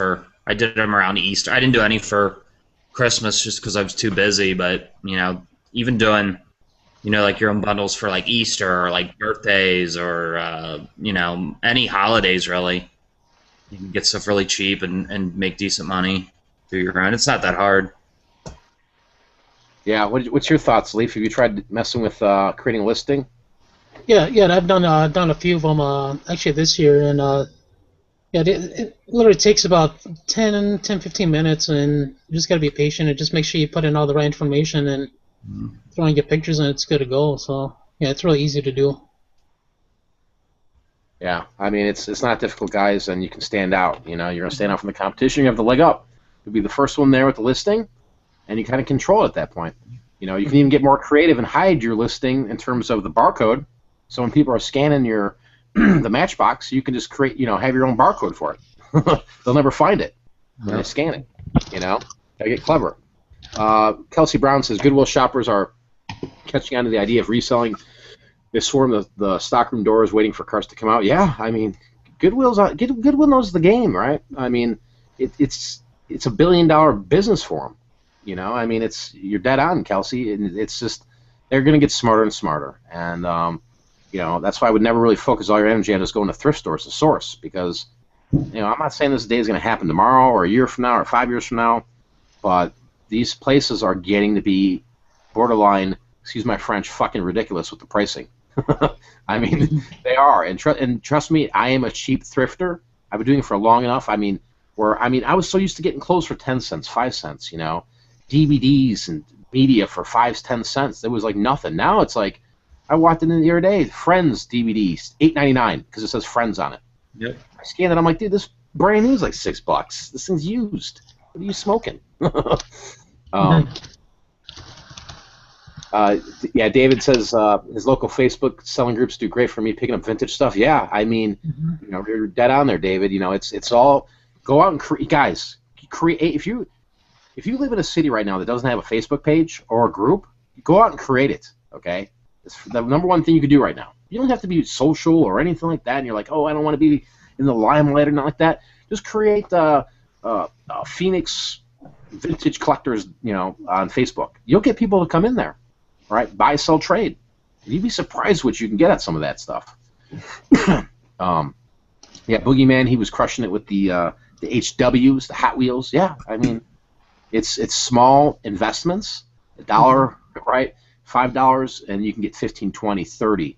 You know, it's very easy for somebody on a budget or somebody who wants to sell a boat ton of these to really profit from it and get some nice ROI. You know, and it's like anything else, though. I mean, you know, the competition will come in. And but don't ignore the Matchbox or the Hot Wheels stuff, especially when, I mean, gosh, today I saw there was 10 for 10 deal, which was at this grocery store I go to, and the manager saw me looking through them. He goes, well, he's like, man, you got a bunch of them. How about I just give me half off on all of them you get? That's perfect. You know, I'm in, man. Give it to me. I filled up a cart, and Kim was looking at me like, what are you doing on this Hot Wheels? I said, you know what I'm doing. I'm playing cars when I get home. But, all right, so there was a question here on my Facebook. All right, let's see here. How are you? How good are you guys going on this hangout? Can you guys stay for a little bit or no? Yeah, I can stay for a little bit more. I can do a few minutes, and I gotta head out. All right, let's see here. Give me 1 second here.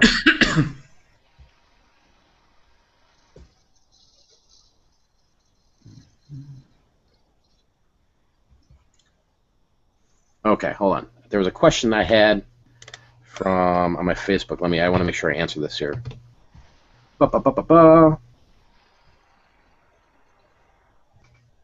Okay, it's from Morris from my Facebook. He says, we've done well on toys, but some just haven't taken off in price. At what point in time would you ditch out and just free up your cash? Or do you just hold through Christmas and see if prices rise between now and then? Thanks. I kind of answered in the beginning. You know, it's if it's at FBA, the products that are at FBA right now, you know, look at your opportunity and say, okay, if I was to dump right now, what's your ROI, right? I mean, if it's like 2%, you know, and you know, I don't know. I mean, it's kind of a risky thing to say. It's like, you know, if you want to get your cash flow going, you know, and you're like, you don't want to be tied into this product that might take another month to sell, then just dump it, right? Don't dump it as a loss though. Never dump anything as a loss, right? Just if you're at that point, just wait it out. You have to wait it out. Don't get rid of stuff at a complete loss. Right. You know, I mean, if you're merchant filling stuff like we were talking about earlier, you know, and it's just not working out for you, go return it, right? Tomorrow's another day. And there's a lot more opportunities as we get closer and closer to Christmas here, right? We have, what's today, Tuesday? We got Wednesday, Thursday, Friday, and literally Saturday, maybe possibly even Monday. So you got 5 more days to crush it, merchant filled, okay? Competition is going to disappear from some of this stuff. Obviously, if you're on a listing where, like Caesar's Palace was mentioning earlier, there's 500 people on it, that's going to take a while for that to get back to its groove and become profitable for you. But go look for, you know, some other stuff. You know, go look, like I showed you these 3 things here. Maybe this will give you an idea to go find some stuff. But there's going to be more and more stuff. Oh, and by the way, every day, look at something that you, even though you looked at it yesterday, look at it again, you know, and scan it, because things change. There's another question I'm going to answer from Jeff Stanley. Is there any items on FBA you won't jump in on? Something no matter what the profit margins, you just won't sell? No, I mean, I sell anything. I mean, I'll sell anything that is profitable, that I see profitable. Ranks really don't scare me with things. You know, you kind of gauge the ranking system and see where it's at. If it's a book ranked over 2 million, I mean, I will buy it if I can make money at it. I mean, what's your thoughts, Paul, on the ranking, and is there anything you're afraid of or something you will not buy? As far as ranking goes, I think there's way too much emphasis people put on ranks, because it's really just like a snapshot in time of, you know, I mean, that may be something just sold and the rank's really low and you think, you know, oh, that's a great thing, I'm going to get it. But, you know, maybe that's the first time it sold the whole year, you know, so it's really... Especially with books, you know, like I said, we deal mainly with books. So, you know, I've sell books ranked 4 or 5 million. I mean, and Andrew, who's just coming in, I'm sure he can attest to that. I mean, nothing really scares me as far as books. I mean, I might think about it a little bit when it gets over like 5 million rank, but you know, if it's a good enough, even if it's something 7-8 million, if I only paid a quarter for it, it's not going to hurt for me to leave it sit there for a while till it sells. So, Right. Mm-hmm. So, Leaf, what's your thoughts on that whole aspect of like ranking? And then, I mean, is there some stuff you just kind of stay away from? Maybe it's tampons. Maybe you're like, hey, I just don't want to buy them. Hey, if tampon is going for good profit, I don't mind. I'll go buy them. Yep. But yeah, rankings. I don't pay too much attention to ranking, especially if it's a high ROI. I actually sold on some items that at first started off earlier as 170K rank, and right now I think the last time I checked it was at 45 now, and it's a good product. It's a name brand product, so yeah, don't worry about those too much. If it's something generic, then I'll kind of keep a closer eye on it. But Yeah. Yeah, And, let me what was- reiterate on something here I thought about while you guys were talking about that. You know, here's something you should stay away from. Stay away from the Target, the Walmart, the house brand stuff, right? Don't ever scan that stuff. Don't ever try to sell it. You know, it's just one of those things where it's never going to make any sense to go sell, toilet paper that's made by D&G. That's Walmart's house brand. Don't go buy the house brand stuff, the Walgreens house brand. I've never had luck with it. Maybe I'm way off, but that is one thing I do stay away from. We got Andrew picking profits in the house. Thanks for joining in here tonight, Andrew. Tell us what's going on in life, man. What's new? I saw on Facebook you've been freaking buying up Paw Patrol like it's hoarding for the next century. Hey, good evening, and thanks for having me on. Of course, having the live show is always awesome. It's a great opportunity as always. So thanks for having me. Yeah, I'll tell you, I don't even know what day it is. I don't know what time it is. It's just a blur because every day I stay up all night and I'm packing up the stuff, and then I go out in the morning and I go out and I try to find something new, and I try to find that same bolo I've been looking for that I've been crushing it on. And I'll tell you the story when it comes to this the Paw Patrol. Everyone's like, Paw Patrol, Paw Patrol, Paw Patrol. I'm looking at all the freaking things, and every single one of them is just like trash, all over. And I'm like, man, what is the obsession with Paw Patrol? And I go to the biggest Walmart. It's open 24/7. Like, this thing is I've never seen anything like it. It's like a freaking football stadium. And I almost got lost in the place. And there was the manager was there. Because this was at 1 a.m. I was out there just grinding it out, trying to find that last nugget for the night, and man, I was trying to find the manager, and he was just walking all over the place, and I couldn't get to him, and it was just ridiculous. But I finally got to him, and I was like, "Hey, do you have any more of these in the back?"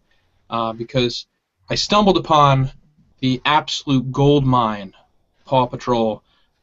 I don't know how to say it. It was like 50 or 60 Paw Patrol. And I had not seen any of those, the ones that were profitable, anywhere else in the whole entire state. And I went west. I went over to New York State a little bit. Went east a bit, and finally went north. And hey, struck gold. And I got a picture of it on my Facebook. Just craziness. And that's just the reality of it. I was paying $12.50. And some of them are going for 35. So, and there's no time to send it in now. They would sell, but I want them in and out. I want my money back. I want to make that profit. So absolutely amazing. So you're merchant fulfilling all those, right? Yeah. And the thing I wanted to mention, I was like, how am I gonna send these out? Because they're just on the cusp of like 13 ounce, some of them.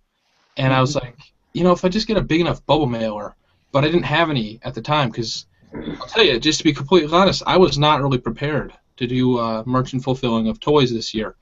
And just goes to show next year, I got to step up my game and be more prepared for it, because you got to, like I had to go out today and get some bubble mailers, and it would have been nice to just have a big stockpile of them, of every single size that I would need. But I did end up shipping them out. A lot of them first class mail, just barely, and I think they're safe. But yeah, I'm blown away at those things, really.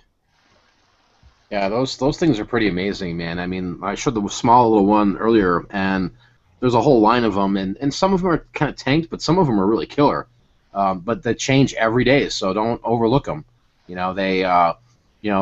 like something you mentioned there, Andrew. It's about preparation, and knowing, okay, what is this item that I'm getting, and do I have the supplies to ship it with? Because you can run a major problem, and trust me, it happens to me every year. I always think to myself, okay, I'm going to prepare. I'll have every size box. And again, this year, I was finding this one item that was awkward, and I just blew through all my boxes. And I'm like, okay, I have to find more boxes. And I'm an advocate of free boxes. I like going to the dollar stores or Walmarts or anywhere that I can get free boxes, and grocery stores to kind of hoard them, and that way I've got different sizes of them. But yeah, the whole merch filling of toys can be a little complicated sometimes, especially when you're at that threshold of, is a first class a priority, and You know, it's one of those things where I wish Amazon had it where their shipping was kind of a price point. Like, you know, before the buyer can actually buy it, you know, it would tell them, hey, you're shipping because you're in Alaska is this price. You know what I mean? Where it's kind of a variable rather than just kind of like a flat fee at some time. You know, and I don't know. It's just for me, it's, you know, I got stuck with one toy where I'm like, my God, it was freaking $13 to ship this stupid thing. You know, and I shipped one to New Mexico. It was $4. So there's a huge difference there. And if you don't know what your price is for shipping when you grab these merch-filled items, you know, you can get screwed really fast and lose all your profit margin, especially on something. But little things like this, like these little toys, that Paw Patrol was shown earlier, you know, this is all first-class stuff, guys. I mean, it's under $350. The Star Wars too. I mean, you know, it's just know what you get, know what you have. Leaf, have you run into any problems this year with merch-filling toys and the whole, oh my God, the box and the weight? And... No, not at all. I was actually prepared in November for all my packaging supplies, so I was pretty good to go. I say probably 90% of my items were all under 13 ounce, so, and I try to fulfill only the smaller items, and everything that's about a pound and a half to 2 pounds and over, I made sure that I shipped them all into FBA first. Yeah, for sure. Oh, we lose Paul? Paul jump out of here? Yeah, I think we lost him. All right, so yeah, I mean, other than you're crushing the Paw Patrol, Andrew, I mean, how's been your fourth quarter, man? You've been freaking bombing it, man? You've been destroying it, crushing it? Well, you know, the best part about fourth quarter for me, obviously, I mean, anybody can go out and they can go scan and find the hot toy and the Bolo and whatnot, but because of my strategy of primarily books, I mean, that's the vast majority of my inventory. It sits, and it sits, and it sits, and it sits, and then it sells. And sometimes it'll take a while. I mean, I had a few books I mentioned earlier on my Facebook. I was talking about how, like, oh, you know, this sat for 2 years. Like, it survived last fourth quarter, but not this one. So, like, it's just outrageous. If I have a book that's like $10, it's gonna sell this fourth quarter, or it's gonna sell next fourth quarter. And you know what? It's fine if it sits there for that long. If I've got, you know, 25 cents in it, you know, because it's just a numbers. And yeah, I know it sounds kind of tough to a lot of people because it's like, well, I'm gonna let it sit for that long. But if you look at the math and you look at how it works, it all makes sense. Because if you store something at the Amazon warehouse, it's so incredibly cheap. I mean, 2 years. It's if it's a you know, like a small book, maybe a small hardcover, at most you're talking like maybe 50 cents if it's like a hardcover.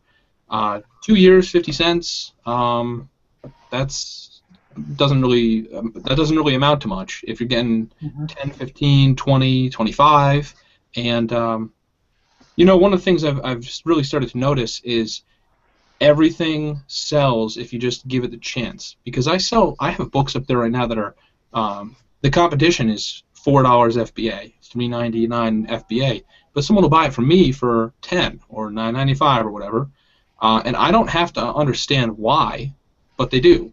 And just knowing, okay, well, it's going to sell, someone's going to buy it. So I've been selling an awful lot of books. I always do fourth quarter, and you know, the thing is, going into January January was my biggest month last year, or this year rather. I think it was like it must be all the gift cards, really. That's what it's got to be, because people who are not like impulse shoppers, they get a gift card and they're like, well, I read books, so they go buy books. And I don't know. I guess if you have such a huge diverse inventory full of all these different genres and every single other type of book, somebody is going to be there for each one of them. So there's something for everybody. So that's one of the other reasons why I really like books a lot, and that's why they work out so well. But again, you got to be feeding the beast, and I mean, I'm really looking forward to doing that. And actually, all this fourth quarter, I've been hoarding up the books because I can't get to them, but I still want to source them, because I go out on my Sunday and my Monday, I source the clothing, I source the books, I source the interesting stuff, and it's just sitting there and it's piling up, and it's not good. I've got like 2,000 books that I need to process now, so January is going to be a very, very busy month for me. Get her done. Here's a question for you, Andrew, from Boogeyman. With all those books, what kind of storage fees are you paying? You kind of talked about it, but I mean, maybe talk about how many books you have and just an idea, just so somebody who's out there is new, that's getting the books, maybe they can get an understanding of, how many you have and what you pay a year, or, just a ballpark for that. Yeah, I could actually look up my most recent storage fee. There's an easier way to do it. So I'm just going to say it's something between $350 and $400. So that's to store 13,000 books. I'm right around 13,000. It's kind of like, I go out, I source a whole bunch, and then I work on something else, and then it kind of goes down a little bit. But I've been at this I've been kind of like maintaining 13K books for a while, just because I'm working on all these different things, and then I just suddenly send in a burst of them, and they're always selling constantly. But yeah, I mean that's outrageous how cheap it is, because that $350 around here would get me like a 10x10 storage unit. So that is roughly $30 a month is what you're paying for Amazon. Oh yeah, it's absolutely amazing, because as you know, where I live, it's any space you have is so expensive. So it's like, if I were to get a storage unit, it'd be so expensive. So it really helps if you have, if you don't have a storage unit. But then you consider, well, it's Amazon FBA also, so it's not just a storage unit. They're also doing everything else for you too. So it's absolutely amazing, and that's the best part of all. So I mean, you mix. Amazon FBA is designed for books. I mean, really, it's amazing. So I love selling books on Amazon FBA. I mean, Amazon has just opened so many doors for so many possibilities in reselling, whether it's books, media, or toys. I mean, you can do it all. I mean, what's holding you back? I mean, it's like right now. I mean, I'm selling books. I probably averaged, and I don't have. I mean, let's see. Before, December 1st, I had like 3,600, something around there, of inventory. There was toys, books, media, Longtail stuff, and I mean, I've been clipping 20 to 25 books a day plus my other stuff at this point. Yeah. And now it's just like, I mean, my inventory is pretty scarce right now. It's like frightening to me. I'm like, man, am I going to sell anything else? And then boom, something goes through there. Oh yeah, there's that $40 book. Okay, cool, right? And when you get these books like this, whether you can hunt them down at the book sales or going to thrift stores and hand picking each one, or whatever it is, how you get them, I wouldn't overlook them at all. I mean, Leaf, when you're out and about at the thrift stores or garage sales, I mean, do you even look at the books to mess with them, or? Yeah, actually, I used to look at books, but I kind of stopped for a little bit because I haven't been able to find anything good, because a lot of people actually pick through them before I do. So, but I think coming 2015, I'm gonna start looking at books again, and just like Andrew said, it doesn't cost much to store them there. So it's like, why not? Especially you can get books for pennies, pretty much. So yeah, it's why not? Yeah, I mean, it's absolutely amazing. I mean, I love it because, I sell them throughout the year, but then, kind of like what Andrew was saying, I mean, December and January, I sell a lot of books, and it's stuff that's been sitting for a year or 2 years. I've selling books that I've had sitting for 3 years, and it's like, oh, cool. It's kind of a set it and forget it program, right? You already spent the money, you already invested in it, you throw it out there and let it do its thing. And if I can sell a book, obviously when it gets checked in and it sells for 40, that's awesome. But if it takes a year, 2 years, or 3 years, I'm okay with it. My money's already spent, and I didn't spend $30 to get my 40. I mean, that's really the going after some of that Longtail stuff is. I think if you want to have the perfect a really good business with high ROI, is to go after some of this Longtail stuff, because you can really bang it out, and especially around this time of year and next month, I mean, people start getting these gift cards in, and people just start spending like mad, and with Amazon and this whole online selling, thing we've got going on. I mean, it's growing every year it's growing, and it's getting bigger and better.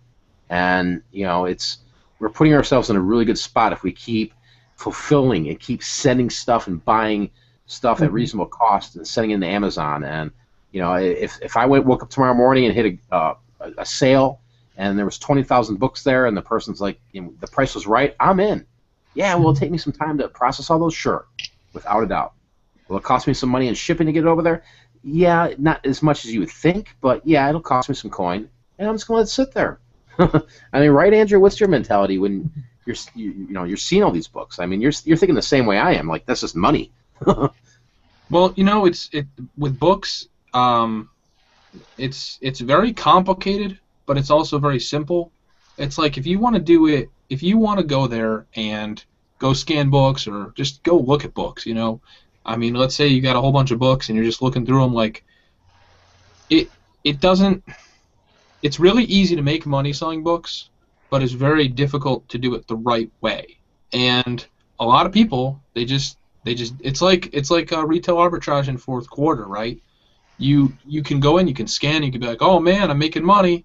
But if you're doing it the right way, you got to know what you're doing. You got to know when to hold it. You got to know when to blow it out. You got to know these things.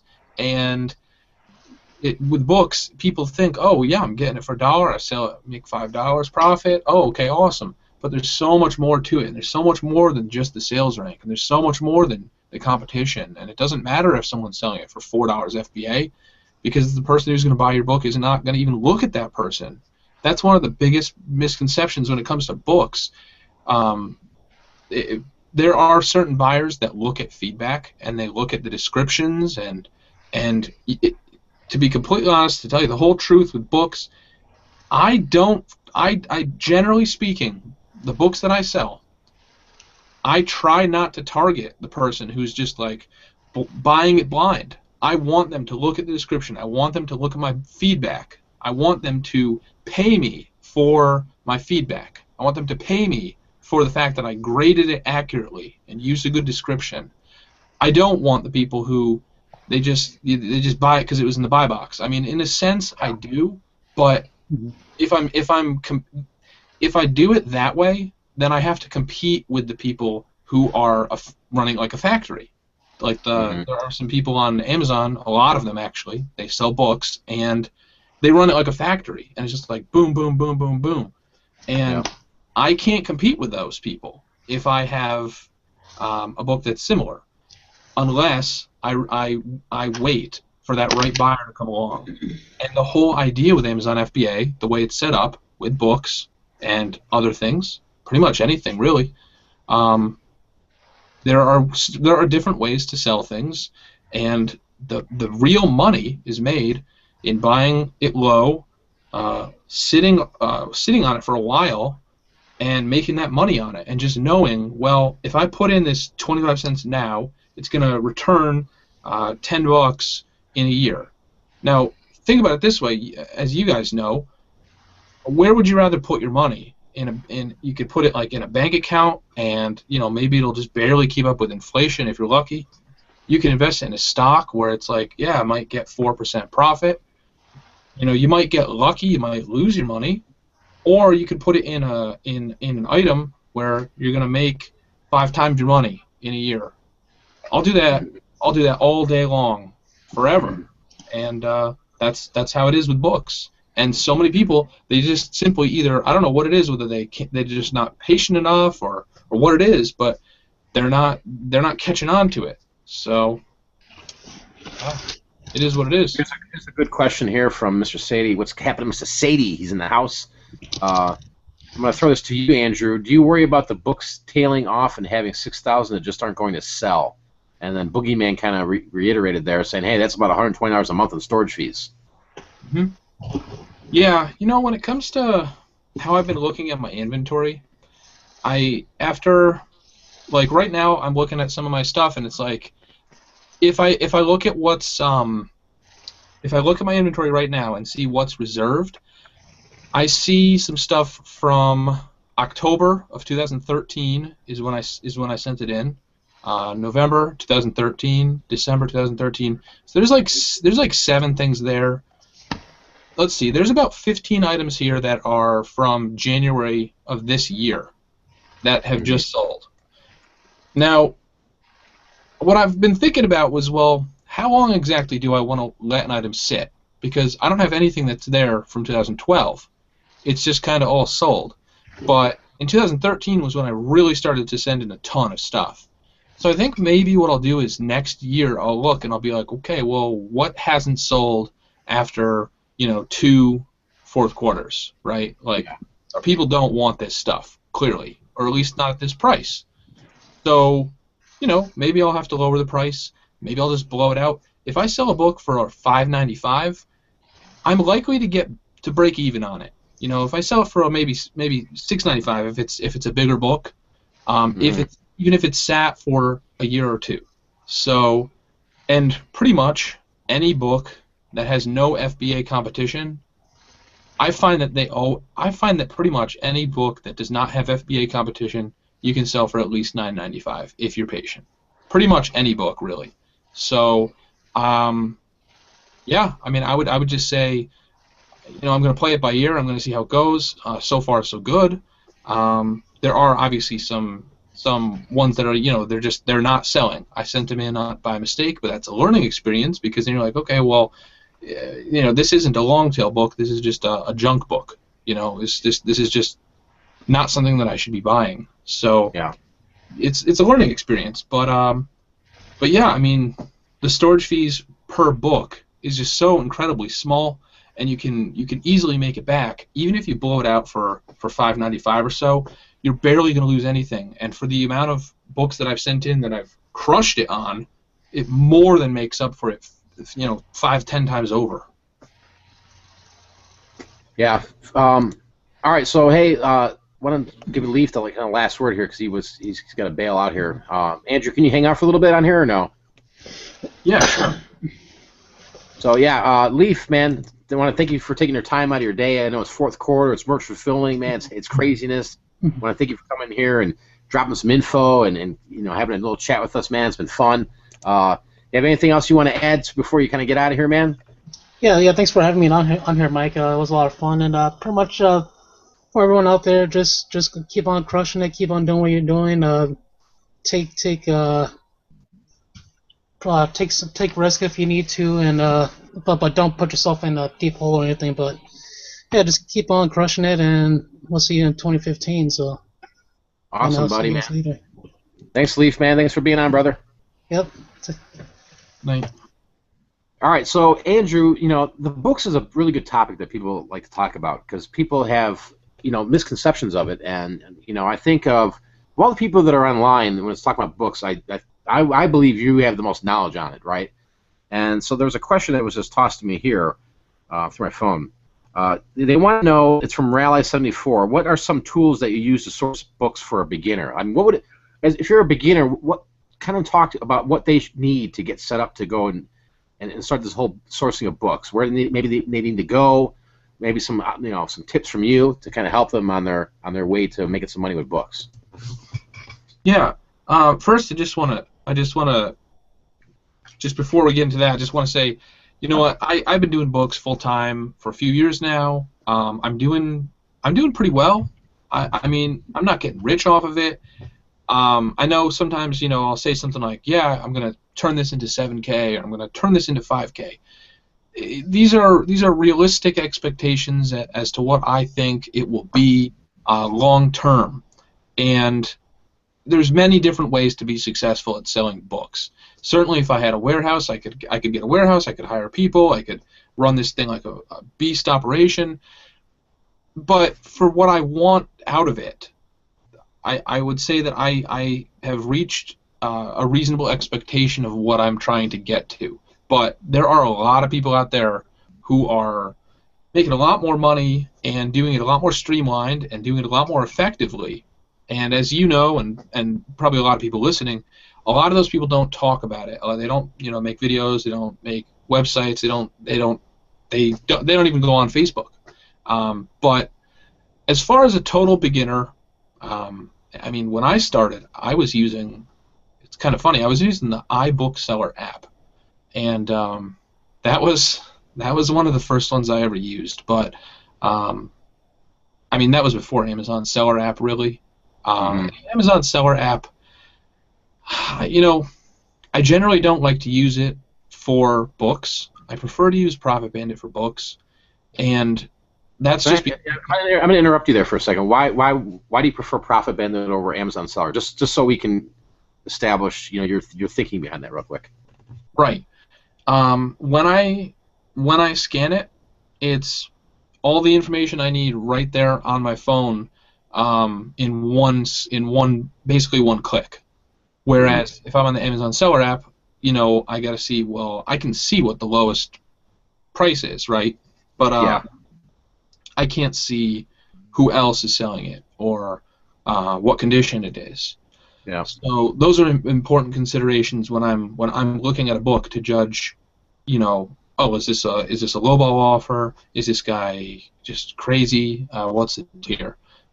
So in that sense, that's why I prefer Profit Bandit, and that's why I prefer to use Nitoscan over Amazon Seller app.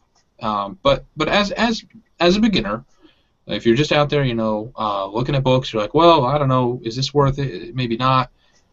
Amazon Seller app, it's free. Profit Bandit costs, I think, $10 a month or something. I don't even know. I just get billed for it. I just pay it. But yeah, Amazon Seller app, it'll tell you right there. Hey, this book is worth $30.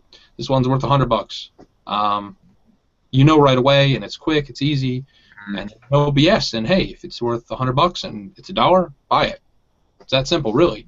And just as a beginner, I mean, obviously, you avoid the fiction. That's generally the rule. If I were a total beginner again, I'd say maybe you should skin the fiction, look at it, and be like, wow, this doesn't sell at all. With the exception of something that just came out. I do find those from time to time, and I do well with them because they just came out, so people want them. Excuse me. You made up a good point here, and I want to kind of pick your brain with this. With the other app you're talking about, you can see the condition, right? So, excuse me, if it says like acceptable, and you see there's a seller acceptable, nobody that's like good, very good, or like new, does that influence your buying decision there if you're scanning that book? I mean, because if you're holding a book that's like, you're rating it the way you rate it. So if you're holding a very good book, for example, and the only other FBA seller on it is like acceptable, I mean, do you say, hey, I can get an extra $10 out of this book? Is that the information you're really looking to grasp? Yeah, I scan a book and I look at it and I'm like, well, I kind of eyeball the condition, just like, well, okay, that's probably very good, and then I look at what it's selling for, very good. And generally speaking, acceptable, good, and very good are the same. Like new is kind of something that you're going to have to wait around for the right kind of person who wants to get a deal, but is looking for basically a new book. And then new, you're just looking for something that someone is going to give as a gift, or they're just like, well, I want it to be perfect. So, I mean, it really comes down to used and new, and if it's used and you're paying like $1 or $2 for it, like when I go to the Goodwill, I do not like to pay $2 for a book unless it's in new condition, or unless it's going to be like at least $15. Because if it's like new, I'm going to sit there, waiting for the right person at like $12. If it's good, maybe I'll sell it for $10.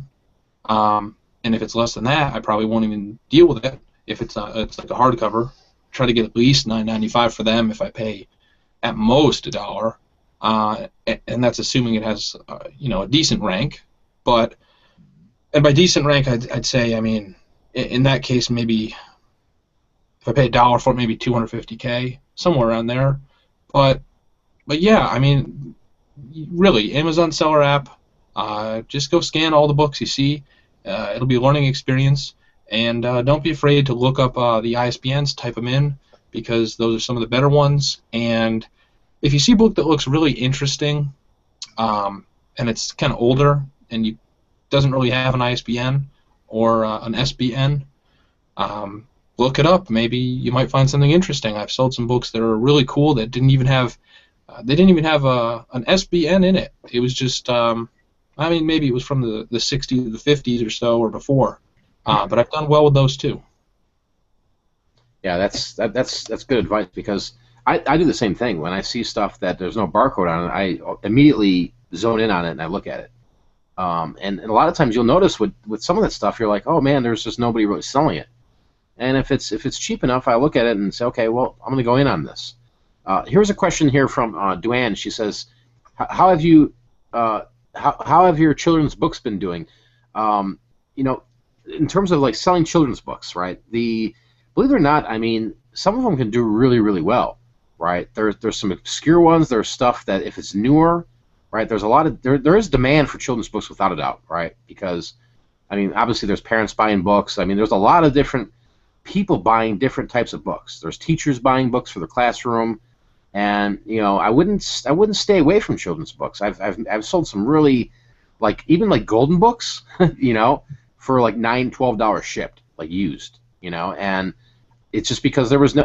When I looked at it, when I scanned one of them, I said there's nobody used on it, right? I mean, there's nobody FBA, and there was no new price because it was a book made in the '80s, and I looked at it and said, okay, well, it's Pinocchio. I mean, it's a great story. It brings back childhood memories to adults, and maybe they want to get it for their kids and read it to their kids before they go to bed, right? And believe it, there's a market for that. I mean, Andrew, what's your whole thoughts on the children's books? And I mean, do you scan that stuff? Do you buy that stuff? Do you sell any of it? Well, there's a number of different ways to approach it, but the one that I would say is I try to avoid buying stuff like let's say there's a box of 50 boxcar children books. I will pass it up because I don't have the space. I'm not going to FBA that. That's an eBay item. I don't have the space. So I don't bother with that kind of thing. But in the past, what I've done is, you get 50 boxcar children books together, lot them up, sell them on eBay, get $1 a piece. There you go, $50. Maybe you'll pick it up for $5 or something. Easy money. And you ship it media mail, so it hardly costs a thing. I've done that in the past. The Dr. Seuss books, the older ones, I sold some, I think it was 2 years ago. They were nasty. They were from the 60s, and they were musty and falling apart.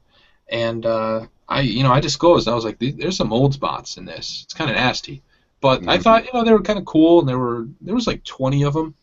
I ended up getting like $50 for that, and I think I may have even gotten those for free. So there certainly is good money in lotting up the books. But when it comes to children's books, generally speaking, the success that I have with them is the weird niche books.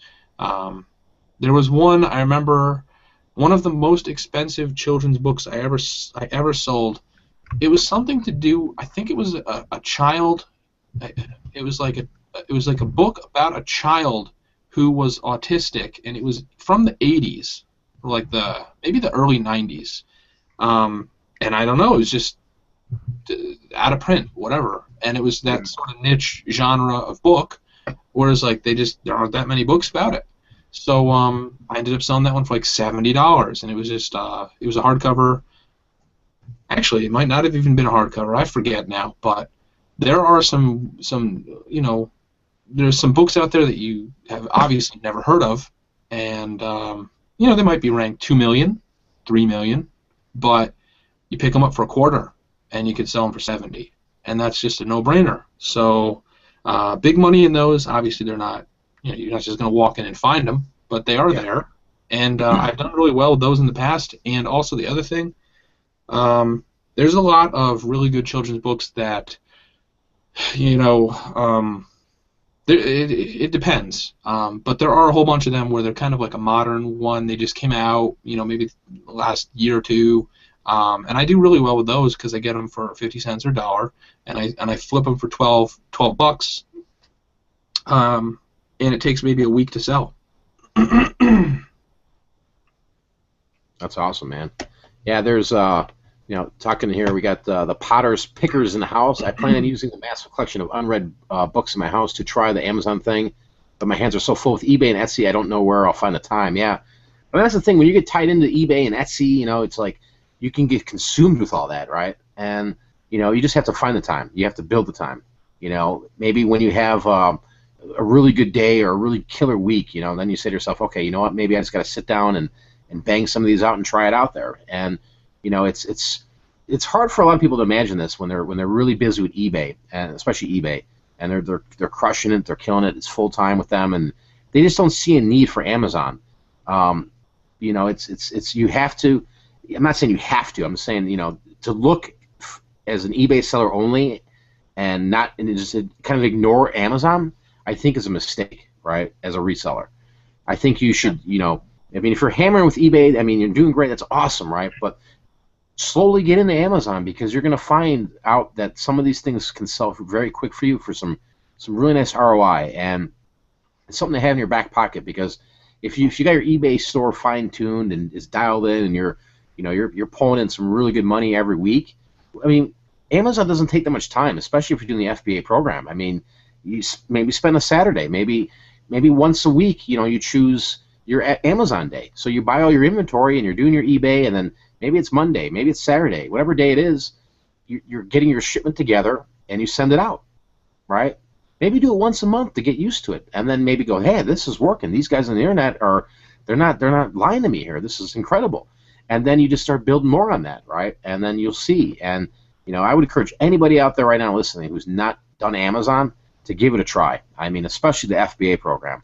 It's been amazing to me, and I've been very successful at it, and I'm not near the largest seller on Amazon by all means. I'm very happy with the results I've gotten from it, and I'm getting better every year. And this year here, I'm literally at 5 to 6 times what I did last year on Amazon for just December, which is it's scary. It's a lot of money, and my margins aren't 10, 20%. And, I'm happy to take, 5,000, 10, 20, 30, $40,000 payouts. That's the reality of it. There's no joke about that. And that's the crazy thing is, like tomorrow, I'm going to go out and spend $4,000 or $5,000 on toys to merch film. That's insane to think about. Like, who's going to buy all this stuff? Like, I don't know who's buying it all, but I can't get enough of it, and when I put it online, it goes. I have a late thing right now. When Andrew was talking, I looked at my phone real quick, and a shipment got checked in of some Legos that I bought, and luckily for me, they were going to Phoenix, so I sent them out yesterday morning, and they got checked in, and they're active, and it just went pending, and it was literally like $3,400 worth of Legos. Were they Lego Fusion? Dude, they were just like. I'm not telling anybody what they are. They just went. Phew. Literally went craziness. Yeah, there was some fusion in there. There was, there was some friends. There was, there was a couple of obscure sets, that I sniped off eBay, and that's a whole other game and a whole other topic of finding opportunities that are out there. But that's the craziness. There's no way I could have sold that many on eBay. There's just no way. They literally got checked in and then just went boom, pending. And I'm just like, this is great. I wish I had more. I wish I had more money to keep buying more stuff, and it's one of those things where it's not misleading. Okay? You have to put the work in, you have to put the product in, you have to have money. Right? Maybe your first year and you're like, hey, I only have $1,000. Don't think you're gonna turn your $1,000 into $50K. It's just not going to happen. Realistically, you could take your $1,000 into $2,000, $3,000, $4,000. If you're finding the right products, you're hitting them pretty hard. But don't ever compare yourself with other sellers that are out there, or seeing what's on Facebook, or seeing what's on YouTube, right? It's all irrelevant. It's what's in your pocket, what's in your bank, okay? And at the end of the day, what's ever making you happy, And Amazon makes me happy, and I can't stress it enough. Andrew, overall, your thoughts on Amazon? It's incredible, isn't it? Yeah, there's just so much to talk about, and it's really difficult to kind of stay on topic. But you were talking about just the craziness of Amazon. it's just so awesome. And obviously I have all my books there, and they're all selling, and then all this craziness is just icing on the cake. And that's kind of how I treat it, really.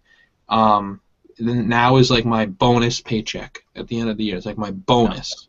And if I work really hard, that could be a really big bonus. And, you know, every year I say, well, I want to get better. I want to do better than last year. And so far, so good, you know. But I'm looking at next year, and I'm like, because, I mean, obviously this year's not over. There's still time to crush it. And I have right now, I have some items.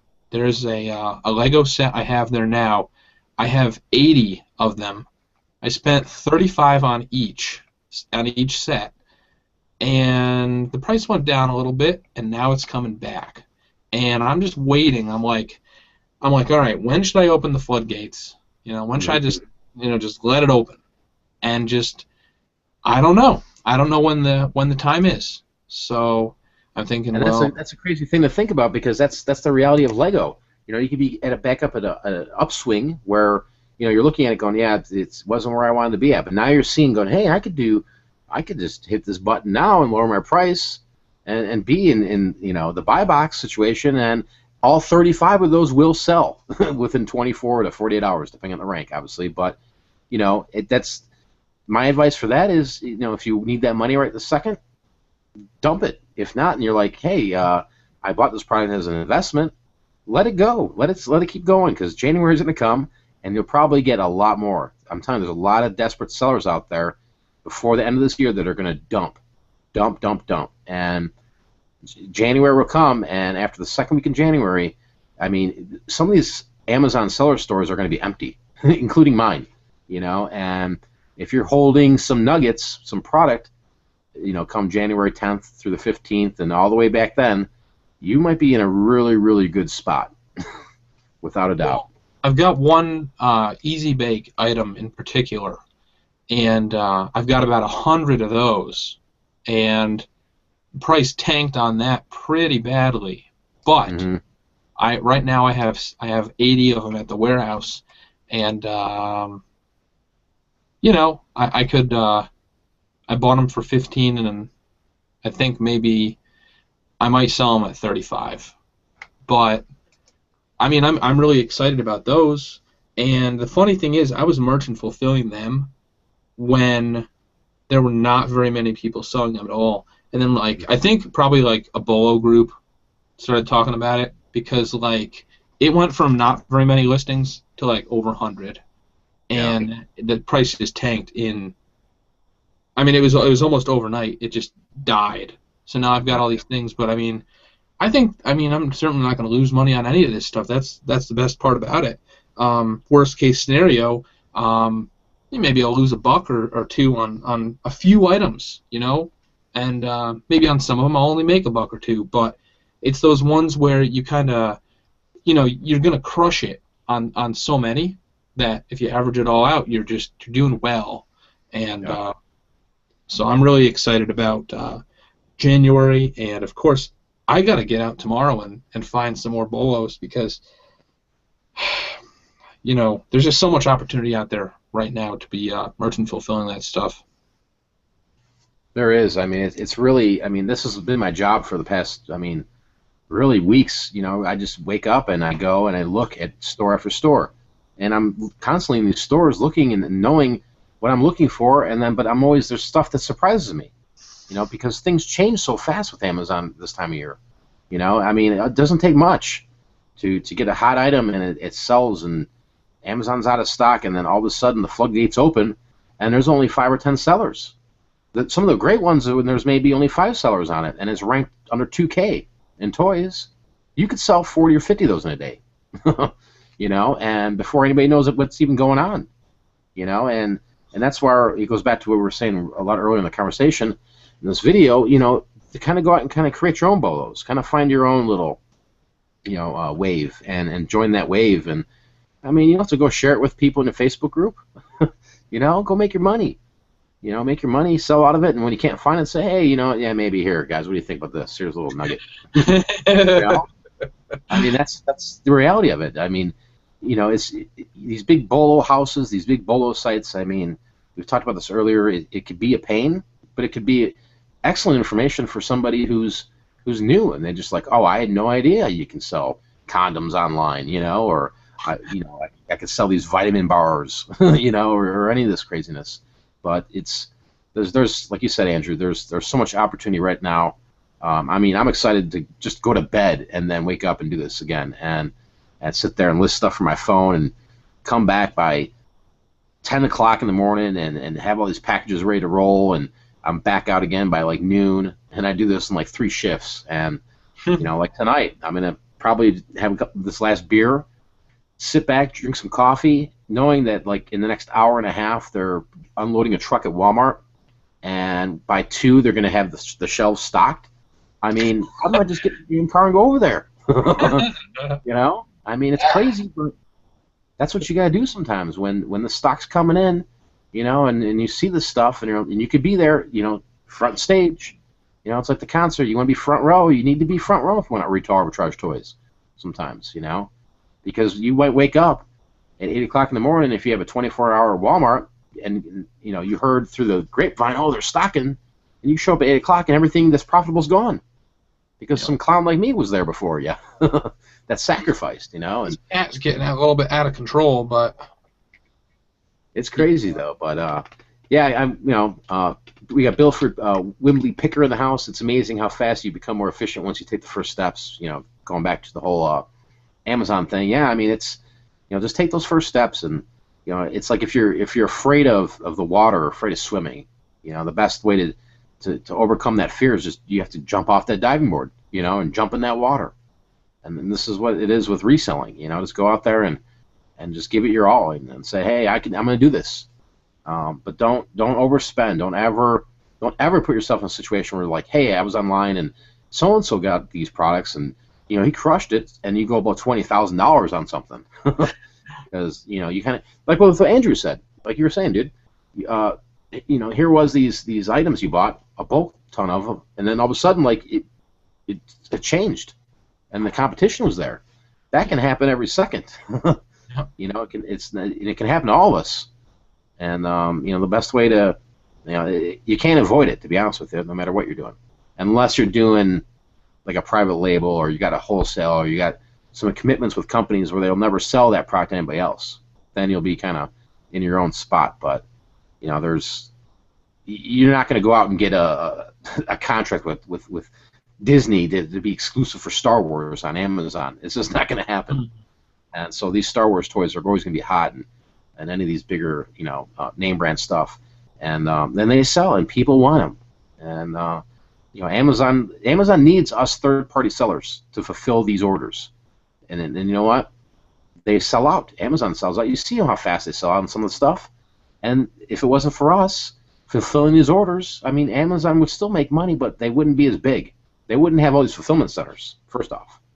So keep that in mind. I mean, we're part of the ship too. I mean, we're building Amazon's business for them, and it's the best show in town right now. But hey, before we wrap it up, guys, if you have any other questions, you leave a question in the comment there. So else, Andrew, I mean, your experience with the whole merchant fulfilling and going out there and grabbing all this Paw Patrol. I mean, I saw your Facebook pictures, and then you texted me one night something you were buying at Toys R Us, and I'm like, oh my God, dude, you just filled up like 8 carts. Was this your first year like doing merchant fulfill toying and Q4 toys? I did merchant fulfill toys last year, but I didn't do it as heavily. This year, I kind of had a little bit more money, and I was like, I'm gonna take a few more chances, and so I did. But we'll see how it is. I mean, things are going really well.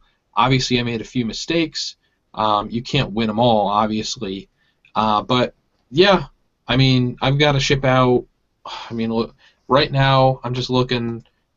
I shipped out. Let's see. Right now, 34 unshipped, 1 pending, and seller fulfilled in the last day was 52. Nice. So I'm busy, and it's crazy. And all I can really say is if you're complaining about not being able to find stuff, you're probably not looking in the right place, or you're not looking hard enough, because pretty much anywhere there is stuff. Some places better than others. Obviously, Toys R Us has some excellent selection. I found that personally around here, a lot of the Walmarts were total crap, and the Toys R Us were good, and until I went to the one Walmart that had everything I needed. But there are some amazing opportunities out there, and you just got to go grab them. And all it really takes is, I know it sounds crazy, but all it takes is a smartphone and a credit card. But absolutely, you know, don't go crazy. Don't just go spend a bunch of money. This is a gradual process. You got to kind of ease your way into it, you know, so you don't lose every penny to your name, you know. So you got to be careful. Yeah, I mean, you definitely have to be careful. You have to, you know, if it's your first year, you have to understand that, you know, you're floating here with a lot of other people, and you know, it's don't be afraid of it. You know, just look at it and say, okay, you know, I'm here to make money, and if today is not my day, where everything is the ROIs are low, maybe look at it tomorrow and say to yourself, okay, how's it look now? If it doesn't look like it's getting any better, you know, I mean, you have to make decisions, and you have to. I mean, you're the CEO. You have to say, okay, I got to sell this out, or I got to hold it. If you can't afford to hold it, you have to sell it, right? And you know, my biggest thing is this: don't ever lose money on anything merchant filling. There's no need to. Just return it. You know, I mean, it's that difficult, but it's at the same time, there's, you know, Toys R Us, Walmart, Target, Kmart, oh my God, Walgreens. I mean, Big Lots. Go pick and choose. Just go in those stores and find opportunities. They're there. Okay, if they're not there, just get out of that store. If you're not finding anything, move to the next one. Don't waste time. Okay. Also, create a list, right? If you're not part of a group or things that you're seeing abundance of bolos or stuff like that, or study Amazon right now and look at different things. Type in the keywords Star Wars, Paw Patrol, right? So just type in stuff. Look at the best sellers, and then get a list and get an idea of what you're seeing, and then go out and then scan it. Is it still holding its value? Yeah, it is. Buy it and list it from your phone before you leave. Don't wait till you get home. It takes a second to do it, guys. I'm telling you, right? And just be done with it. And you just, if you find the right stuff and you can get in and get out really fast, if you can get in and get out the same day on some of the stuff, I mean, that's even better. But you know, it's not a difficult game. It's just there's a lot of people playing the game, and there's a lot of people that their ideas of making money are different than maybe a lot of ours, where, you know, we don't want to sell for less than 50% ROI. And there's people that are just listing it for 20% because that's just what they want. They don't care if they can get 200% for it. They're in and they're out. And you know, it just depends what seller you want to be. You know, I mean, you could sell $800,000 worth of stuff and make, you know, at 20% ROI, $16K or what? No, $160K, right? But is that worth it for you? I mean, $800,000 to $160K sounds a little crazy. I mean, but $160K at the end of the year sounds pretty good too, right? But that's a lot of freaking work and a lot of product to push. You know, like I was telling you about these Legos. I mean, the $3,200 that went through there, I might have spent maybe $1,100. So there are those types of good returns. They're, you know, like these Star Wars things, $5 guys in the 23. Go find 30 of him tomorrow.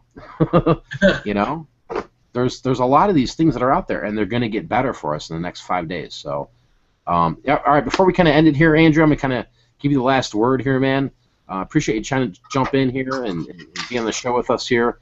Wish we had some more time. I'm getting a little tired, and I gotta get some sleep and maybe run out to this Walmart here in a couple hours. But kind of give you your last thoughts before we end it here, and we'll go from there. All right. Well, you know, there's no excuses. Obviously, the stuff is there. Just go scan it, find it, buy it, flip it, make that money, and honestly, set up that strategy for how to generate that wealth so that you can go out there and go crazy in fourth quarter. And just, you know, you gotta have a mix of the steady stuff and the home runs. in order to do that. So it's all about, how much work you put in. I know right now, the more books I send into Amazon, the more money I make. If I send in no books, I don't make money. If I send in 1,000 books a week, I make lots of money. So that's really, it's a very simple formula. You get what you put in. So just keep feeding the beast, and the good results will come. Awesome, yeah. Oh, again, I want to thank you, Andrew. For all of us that were on the show here, me, Andrew, there was Paul, there was Leaf. After the show, I'll put in the comments there, the links, so you can go check them all out. See their YouTube channels, see what's going on. Encourage all of you guys to go and check them out. I want to especially thank all of you guys for watching here tonight on this last little second live show. I like the little spontaneous craziness. You guys go out there and really hustle, crush it, kill it, and think about this. 2015, create goals, create savings, okay? But there are opportunities out there, guys, for you guys to make money right now. Be smart with your money. And until next time, we are out of here. Peace.